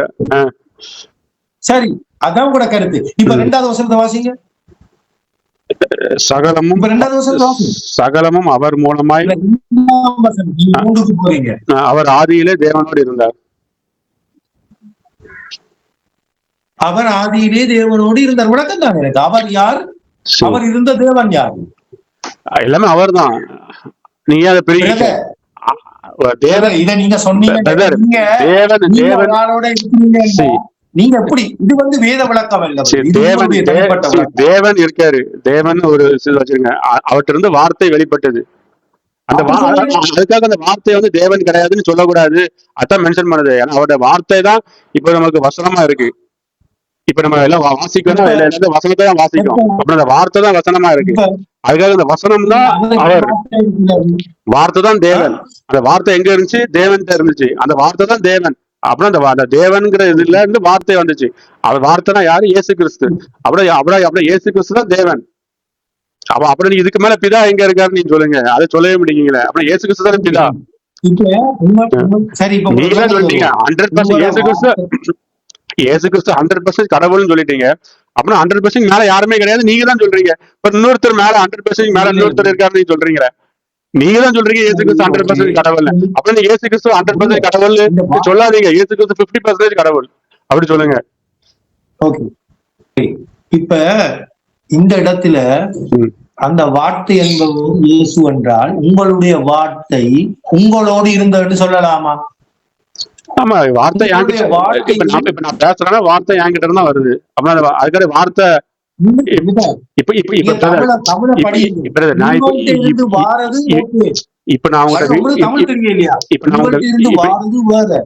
உங்கள்ட்ட போன்ல பேசுறேன்னா என்னுடைய வார்த்தையை தான் நீங்க காதுல கேட்பீங்க. அப்படித்தானே? அப்புறம் ஒரு வார்த்தை ஒரு வார்த்தை தமிழ்நாட்டிலிருந்து வந்ததுன்னு சொல்லுவீங்களா? அப்படி சொல்ல மாட்டீங்க. ஆஸ்தின் என்கிட்ட பேசினார்தான் சொல்லுவீங்க. ஆஸ்தினுடைய வார்த்தை என் காதுக்குள் வந்ததுன்னு சொல்ல மாட்டீங்க. அப்படின்னா வார்த்தையும் ஒண்ணுதான், ஆஸ்தினும் ஒண்ணுதான். அது ஏற்றுக்கொள்றாரு. நீங்களும் அதே மாதிரிதான் இயேசு கிறிஸ்துவும் ஒண்ணுதான், பிதாவும் ஒண்ணுதான். பிதாவின் வார்த்தை தான் இயேசு கிறிஸ்து. நீங்க கதைச்சு எனக்கு விளக்கம் போகணும். ஓகே, நீங்களும் உங்களோட வார்த்தை ஒஸ்தீன் என்று சொல்லலாமா? படியாக்களுங்க, ஆதியிலே ஒஸ்தீனுடைய வார்த்தை இருந்தது. ஆதியிலே ஒஸ்தீனுடைய அந்த வார்த்தை ஒஸ்தீனோடு இருந்தது. அந்த வார்த்தை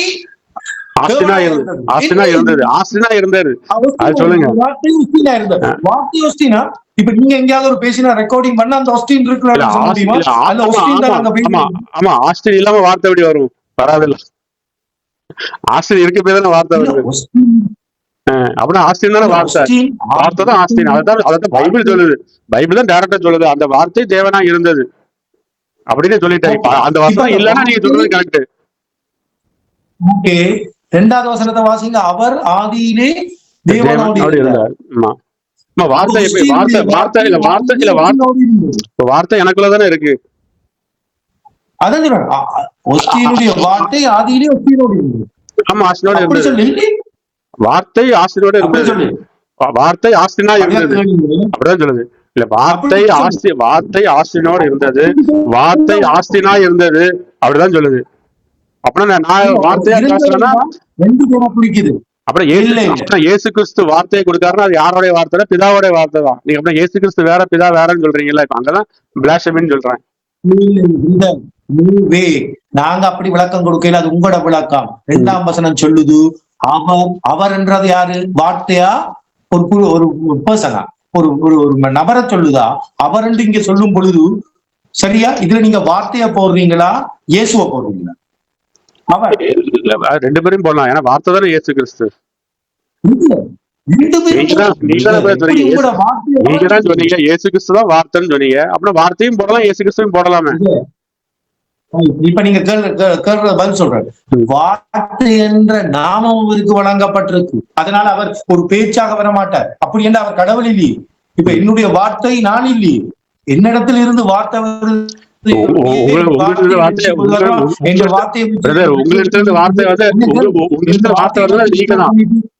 உங்களிடத்துல வார்த்தை வருது. நீங்க ஒரு இடத்துல பேசிருக்கீங்க, சிடில பேசிட்டு, இது நான் கிடையாது அது நீங்க எப்படி சொல்ல முடியும்? அது நீங்க தானே. இப்ப ஒண்ணு இல்ல பிரதர், இப்ப நிறைய பேர் செக்ஷுவலா இல்ல, இப்ப நிறைய பேர் செக்ஷுவலா லேடிட்ட பேசிடுறாங்க, பேசிட்டு நான் அது கிடையாது அப்படின்னு சொல்ற மாதிரி இருக்கு. நீங்க பேசுறீங்கன்றது ஓகே, ஆனா அந்த வார்த்தையை கொண்டு போய் போலீஸ் ஸ்டேஷன்ல வச்சுட்டு இந்த வந்திருக்கிறார் அவர், இவர் அப்படி சொல்லுவீங்களா? ஆமா, அந்த வார்த்தையை கேட்டுட்டு யாரை பிடிப்பாங்க? இப்போ ஒரு ஆள் செக்ஷுவலா பேசிட்டாங்கன்னா அதை உடனே ரெக்கார்ட் பண்ணி கொண்டு போலீஸ்ட கொடுத்தாங்கன்னா யாரை பிடிப்பாங்க? வார்த்தையா பிடிப்பாங்க? என்னதானே வந்து பிடிப்பாங்க? யார் அந்த வார்த்தை பேசிருக்காங்க? யாரை பிடிப்பாங்க? யாரை பிடிப்பாங்க? நேரா இங்கதான் வந்து பிடிப்பாங்க. வார்த்தையா பிடிப்பாங்க, வார்த்தையா பிடிப்பாங்க. இப்ப செல்போன்ல கொண்டு போய் ரெக்கார்டா கொடுக்காங்க, இந்த வார்த்தையை பேசிருக்காருன்னா உடனே வார்த்தையை போய் பிடிப்பாங்களா? வார்த்தை வா வா வான்னு பிடிப்பாங்களா? யார் அந்த வார்த்தையை பேசிருக்காங்களோ அவங்களதான் போய் பிடிப்பாங்க. அதுலயே புரிஞ்சுக்கணும், வார்த்தை தான் ஆஸ்தின், வார்த்தை தான் ஆஸ்தின், ஆஸ்தின் தான் வார்த்தை.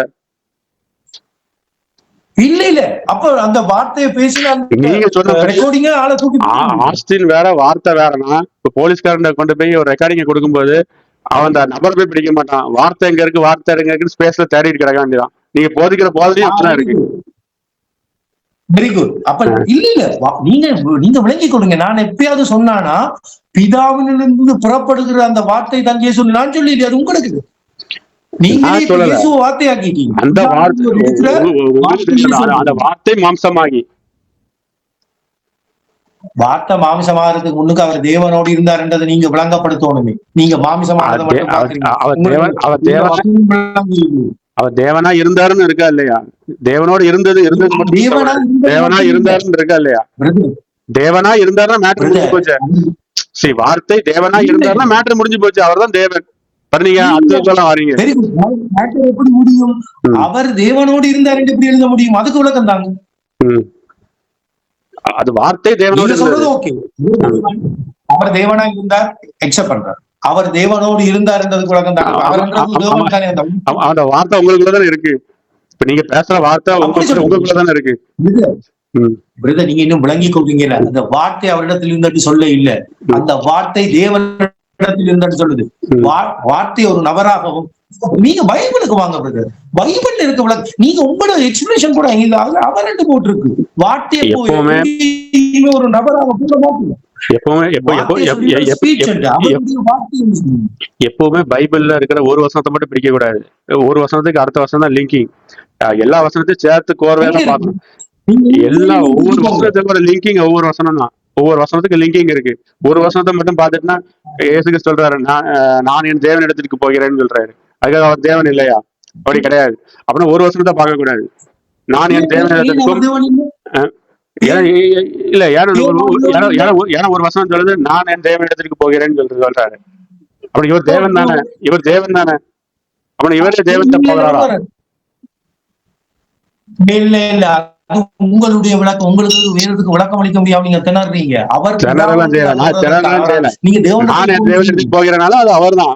அவர் வார்த்தை தேவன் இடத்திற்கு போகுது. இங்க இருக்கவர் தானே. நீங்க என்ன அப்படி சொல்றீங்க? எங்க இருக்கு பைபிள்ல? எங்கேயாவது ஒரு இடத்துல பிதாதான் இயேசு என்று எழுதி இருக்கிற ஒரு வார்த்தையை காட்டி உங்ககிட்ட காட்டின 2 Corinthians 6:18 பதில கொடுங்க. சர்வ வல்லமையுள்ள கர்த்தர் சொல்றாரு, நான் உங்க பிதான்னு சொல்றேன். நீங்க என்ன சொன்னீங்க?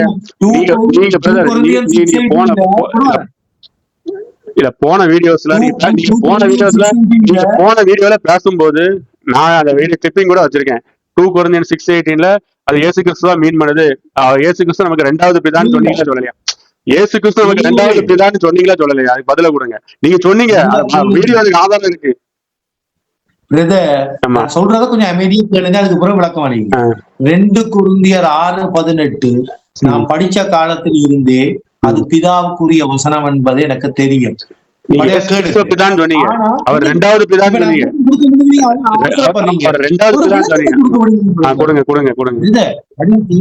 நீங்க ஒரு கேள்வி கேட்டு எனக்கு விளக்கம் நீங்க கொடுக்குறீங்களே இல்ல. 2 Corinthians 6:18 பிதாவை குறிக்குது. ஆனா அதை எக்ஸ்பிளைன் பண்றதுக்கு ஒரு முறை இருக்கு. அதுக்கு வேதத்துக்குள்ள நாங்க இப்ப கடந்து போவோம்.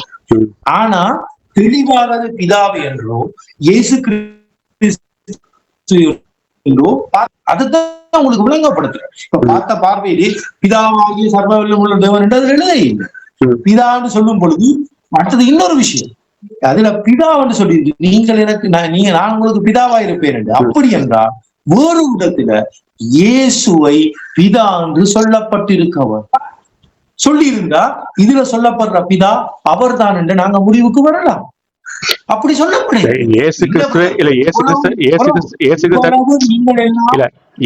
இவ்வளவு நீங்கள் எல்லாம் குதிச்சு இயேசு பிதா இயேசு பிதா இயேசு பிதான்னு சொல்லும் பொழுது பவுல் சொல்லி இருக்கோம். இயேசு கிறிஸ்து தன்னுடைய வாயினால கூட எங்கேயுமே தேவன்னு சொன்னது கிடையாது. அதுக்காக நீங்க தேவன் இல்லைன்னு நம்புறீங்களா? அவர் தேவன் நம்புறீங்களா? அவர் தேவன் நம்புறீங்களா இல்லையா? அப்படின்னா ஏன்னா இயேசு கிறிஸ்து தன்னுடைய வாயினால எங்கேயுமே நான் தான் தேவன், நான் தான் அந்த ஒரே தேவன் எங்கேயுமே சொல்லல. அப்படின்னா அதை மட்டும் ஏன் நம்புறீங்க? இதை மட்டும் ஏன் நம்ப முடியுங்க? அதுக்கு பதில கொடுங்க. இயேசு தன்னை ஒருபோதும் தேவன் என்று சொல்ல இல்லை என்று நீங்க நம்புறீங்க, நான் நம்புறேன். என்னட்ட பைபிள் வசனம் இருக்கு, கொஞ்சம் பாருங்க. 2வது அதுக்கு வசனம் இருக்கு, அது உங்களுக்கு அறிவு இல்லை, நீங்க அதுக்கு விளக்கம் இல்லாம இருக்கு. 2வது சொல்லியா கேளுங்க, விளங்குதா? இயேசு தேவன் என்று நான் இப்ப அடுத்த கேள்வியும் கேட்டுறானே, சீஷர்கள் இயேசு தேவன் என்ற எத்தனை இடத்துல வெளியிறங்க அழுதி இருக்கிறாங்க. அதே சீஷர்கள் கேளுங்க. ரோமர் 9:15 சர்வத்துக்கு மேலான தெய்வம் 316 தெய்வன். அதே சீஷர்கள் சர்வத்திற்கும் மேலான தேவன் சொல்றாங்க. நீங்க அந்த சர்வத்திற்கும் மேலான தேவனுக்கும் இன்னொரு தேவன் இருக்காங்கன்னு சொல்றீங்கல்ல. தப்பா இருக்கலாம். நீங்க அப்படின்னா இயேசு கிறிஸ்து சர்வத்திற்கும் மேலான தேவன் நீங்க சொல்லல. இயேசு கிறிஸ்து தேவன், சர்வத்திற்கும் மேலான தேவன் இயேசு கிறிஸ்துவ நீங்க சர்வத்திற்கும் மேலான தேவனை நம்பினீங்கன்னா நீங்க இயேசு கிறிஸ்துவ பிதான் நம்பிதான் ஆகணும்.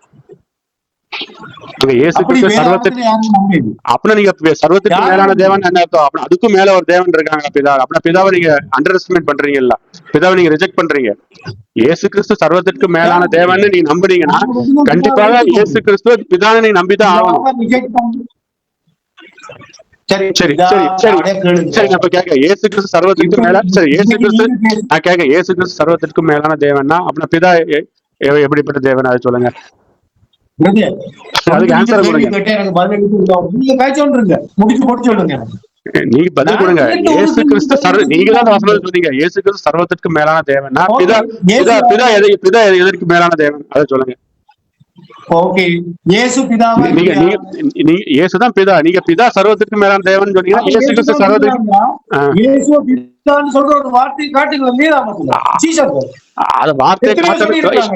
வார்த்தையை காட்டினாதான் நீங்க நம்புவீங்களா? நான் வார்த்தைதான் காட்டுறேன். இயேசுதான் சர்வத்திற்கு மேலான தேவனால என்ன அர்த்தம்? இயேசு கிறிஸ்து பிதான்னு அர்த்தம். இதுல இருந்து உங்களுக்கு வார்த்தையை காட்டணும். இதுல இருந்து வார்த்தையை காட்ட வேண்டியது.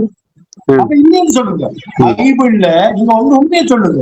உங்களுக்கு காட்ட முடியாது அல்ல, வேதாமத்தில் அப்படி எழுதப்பட இல்லை சொல்லுங்க, கிளங்காதீங்க. நீங்க சொல்லுங்க, பைபிள் எங்கேயும் குறிப்பிடப்பட இல்லை, விஷயம் இல்ல. நியாயம் இருக்கிறவர் யாரு? நம்ம எல்லாரும் நியாயம் இருக்க போறது யாரு? அதுக்கு பதில் சொல்லுங்க. அதுக்கு பதில் இல்ல சொல்லி இருக்காங்க. அதான் கேட்க, சொல்லி இருக்கதான் நான் கேட்க. நியாயம் இருக்க போறது யாரு? அதுக்கு பதில் சொல்லுங்க. நம்ம நியாயம் எல்லாரும் நியாயம் இருக்க போறது யாரு? இந்த பூமியில நியாயம் இருக்க போறது யாரு? இல்ல அங்க எங்க சொல்லிருக்காங்க நியாயம் தீர்க்க போறது யாரு பிரதர்? இயேசு கிறிஸ்து தானே. அது இல்ல பேதுரு எழுதுறாரு, நியாயம் தீர்க்கிறவரை நீங்கள் பிதாவாக தொழுது கொண்டு வருகிறபடியால். நியாயம் தீர்க்கிறவர் யாரு? இயேசு கிறிஸ்து தான். சரி, வெரி குட். அதுக்கும் பாருங்க, இப்ப நீங்க உங்களுக்கு வழக்கம் அளிக்க தெரியாதால நான் உங்களை கேள்விக்கு வரேன். நியாயம் தீர்க்கிறது யாரு? பாருங்க, யோவான் 5ஆம் அதிகாரம். நீங்க வந்து இயேசு கிறிஸ்து சர்வத்திற்கு மேலான தேவன் நம்புனீங்கன்னா நீங்க அவரை பிதா நம்பிதான் ஆகணும். நீங்க அதை ரிஜெக்ட் பண்றீங்கன்னா நீங்க இயேசு கிறிஸ்துவ சர்வத்திற்கு மேலான தேவன் இல்லைன்னு நீங்க சொல்றீங்க. இயேசு கிறிஸ்து சர்வத்திற்கு மேலான தேவன் இல்லைன்னு நீங்க போதிச்சுட்டு இருக்கீங்க. அதான் சொல்லிட்டு இருக்கோம் நீங்க அந்தி கிறிஸ்துன்னு சொல்லி. அப்படி போதிக்கிறவங்க அத்தனை பேர் அந்தி கிறிஸ்து. இயேசு கிறிஸ்து சர்வத்துக்கு மேலான தேவன் இல்லைன்னு போதிக்கிறாங்க. அவங்க அத்தனை பேர் அந்தி கிறிஸ்து. அவங்க தான் பிதாவையும் குமாரனையும் மறுதளிக்கிறாங்க. அப்ப அதுதான் உங்களை கேட்க, இயேசு கிறிஸ்து சர்வத்திற்கு மேலான தேவன்னா பிதா யாரு? பிதா அதுக்கும் மேலான தேவன் தான். அப்படி எழுதவே இல்லை. சர்வத்துக்கு மேலான தேவன் என்ன அர்த்தம்? 100% அவர் தான் கடவுள். நீங்க என்ன சொல்லிட்டு இருக்கீங்க? 50% இவர் கடவுள், பிதா வந்து 100% கடவுள். சர்வத்துக்கு மேலான தேவன் என்ன அர்த்தம்? அவர் 100% கடவுள். என்ன தேவனை ஒருபோதும் கண்டதில்லைங்கிறது அவர் எதுக்கு மென்ஷன் பண்றாருன்னா, நாங்க சொல்லியிருந்தா தேவனை ஒருவரும் ஒருபோதும் கண்டதில்லைன்னு நீங்க அந்தி கிறிஸ்து சொல்லியிருப்பீங்க. இயேசுவை கண்டாங்க, இயேசுவோட இருந்தாங்க, இயேசுவோட அவர் தான் வடிவா எழுதுறாரு. கிட்ட நெருங்கி இருந்த சீஷர் நீங்களும் நானும் இல்ல, இயேசுவோட நெருங்கிய தேவனை ஒருபோதும் ஒருவனும் கண்டதில்லை. அதான் கேட்கேன், ஏன் யோவான் எழுதியிருக்காங்க பிதாவே ஒருவரும் பிதாவே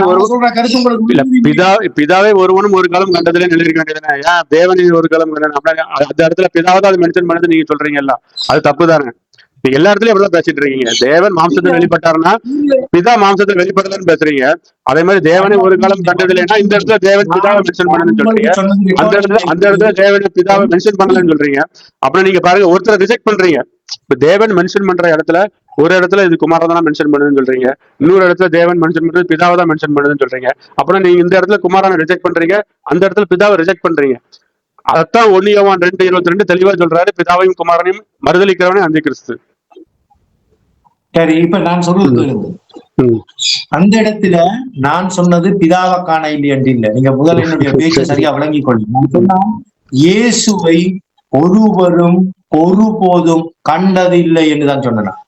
நீங்க விளங்கிக் கொள்ள இல்லையே இயேசுவை. பாருங்க, நீங்க பொய்ய சொல்றீங்க. நான் ரெக்கார்டிங்ல தெளிவா சொல்றேன், பிதாவை யாரும் கண்டதில்லை என்று இல்லை. அதை எப்பவும் காண முடியாது பிதாவை, ரைட்? ஆனா நான் தெளிவா என்ன விளங்கப்படுத்துறேன்டா, இயேசுவை ஒருவரும் ஒருபோதும் கண்டதில்லை, அப்படித்தான் சொல்றேன். அதுதான் என்னுடைய விளக்கம். தேவனை ஒருவரும் ஒருபோதும் சர்வத்துக்கு மேலான தேவனாம் தேவனை ஒருவரும் ஒருபோதும் காணவில்லை என்றா இது வேதத்துல முரண். நல்ல காலம் அது யோவான் எழுதி போனது, அல்லது நீங்க டக்குன்னு சொல்லுவீங்க அந்தி கிறிஸ்து. இயேசுவை கண்டிருக்கிறாங்க, இயேசுவை பெற்றிருக்கிறாங்க, நீங்க சொல்றீங்க இயேசு ஒருவரும் ஒருபோதும் கண்டதில்லை, நீங்க எங்களை அந்தி கிறிஸ்துன்னு சொல்லுவீங்க. பிரதர், ஒருவரை பார்த்து அந்தி கிறிஸ்துன்னு சொல்றதாங்க அப்படி கிடையாது. நீங்க ஒருத்தர் ரிஜெக்ட் பண்றீங்களா பண்ணலையா? தேவன் சர்வத்திற்கு மேலான தேவன் இயேசு கிறிஸ்து. நீங்க என்ன சொல்றீங்க? பிதா அவர் அதுக்கு மேலான தேவன் சொல்றீங்கன்னா இயேசு கிறிஸ்து சர்வத்துக்கு மேலான தேவன் இல்லைன்னு நீங்க போதிக்கல. அப்படின்னா இந்த வசனத்துல அவர் சொல்றது தேவனை ஒருவரும் ஒரு காலம் கண்டதில்லைன்னா அதோட வசனத்தோட ஆழம் ஏதோ இருக்கு. அந்த ஆழத்தை சரி பண்ணணும். நீங்க அதை வச்சுக்கிட்டு ஒரு வசனத்தை வச்சுட்டு இன்னொரு மத்த எல்லாத்தையும் ரிஜெக்ட் பண்ண முடியாதுல்ல. தேவனை ஒரு காலம் கண்டதில்லைன்னா அது என்ன கோணத்துல எழுதுறாருங்கிறத பாக்கணும். நம்ம அதான் அடுத்த வீடியோல பார்ப்போம். அடுத்த வீடியோல நான் எக்ஸ்பிளனேஷன் கொடுக்கேன். இதுதான் மகேந்திரன் அழகு. நீங்க என்ன சொல்லணும்னா அது இந்த உலகத்துல எல்லாருக்கும் பொருந்தும். என்ன சொல்லணும்னா எனக்கு இதுக்குரிய விளக்கம் தெரியாது, அல்லது எனக்கு இந்த தெளிவுபட வேண்டி இருக்கு, நாங்க அடுத்த அதுக்கு தெரியாத ஒரு விளக்கம் கொடுக்க வந்தீங்க. தேவன் எங்களுக்குள் இருக்கிறார், நிலைத்திருக்கிறார் கண்டதான் பிள்ளையான விளக்கம் கொடுக்க வந்தீங்க. ஆனா நான் 20வது வசனத்தை திரும்ப எடுத்து காட்டினான். கண் கண்ட சகோதரனிடம் அன்பு கூறுவவன் கண்காணா தேவனிடத்தில் எப்படி அன்பு கூறுவான்? கீழே எழுதி இருக்கிறேன். வீராமத்தை உங்களுக்கு இஷ்டப்படி நீங்க படிக்க கூடாது. அடுத்தது இன்னொரு விஷயம், இப்ப நீங்க இதே ஆராய்ஞ்சிட்டு வாங்க. பட் நீங்க நியாயத்திற்ப குறிச்சு கேட்டீங்க, அதற்கு சொல்லிட்டு நான் உங்களுக்கு அடுத்த கேள்வியை தரேன். யோவான் 6ஆம் அதிகாரம் 25 யோவான் 6:25 சாரி யோவான் 5:25 சாரி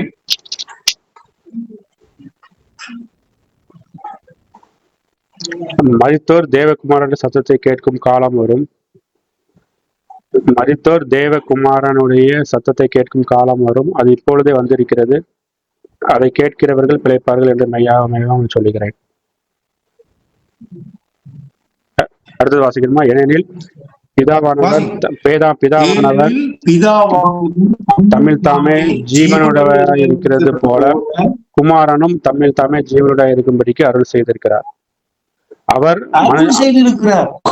அவர் மனுஷகுமாரனாய் இருக்கிறபடியால் நியாய தீர்ப்பு செய்யும் அதிகாரத்தையும் அவருக்கு கொடுத்திருக்கிறார். அப்படின்னா வந்து குமாரனுக்கு தான் கொடுத்திருக்காரு. குமாரனுக்கு கொடுத்திருக்கிறார். அப்ப யார் கொடுத்தது?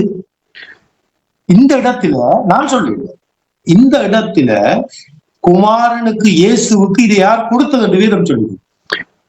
அவர் தான் கொடுத்திருக்காரு. எல்லாமே அவர் தான்.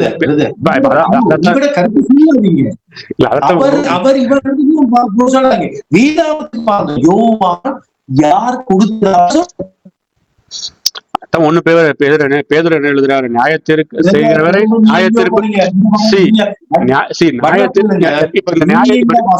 கொடுத்திருக்கார விடுங்க, இல்ல நியாயத்திற்கு செய்கிறவர் யாரு? இயேசு கிறிஸ்து தானே. ஏனெனில் பிதாவானவர் தமிழ் தாமே ஜீவனாக இருந்த போல அவர் மனுஷகுமாரனா இருக்கிறபடியால் நியாய தீர்ப்பு செய்யும்படி அதிகாரத்தையும் அவர் கொடுத்திருக்கிறார். அப்புறம் நியாய தீர்ப்பை யார் செய்ய போறா? இயேசு கிறிஸ்து தான் செய்ய போறாரு. அதை இங்க வந்து யோவான் வந்து திட்டமும் தெரியுமா பதிவு செய்கிறார்.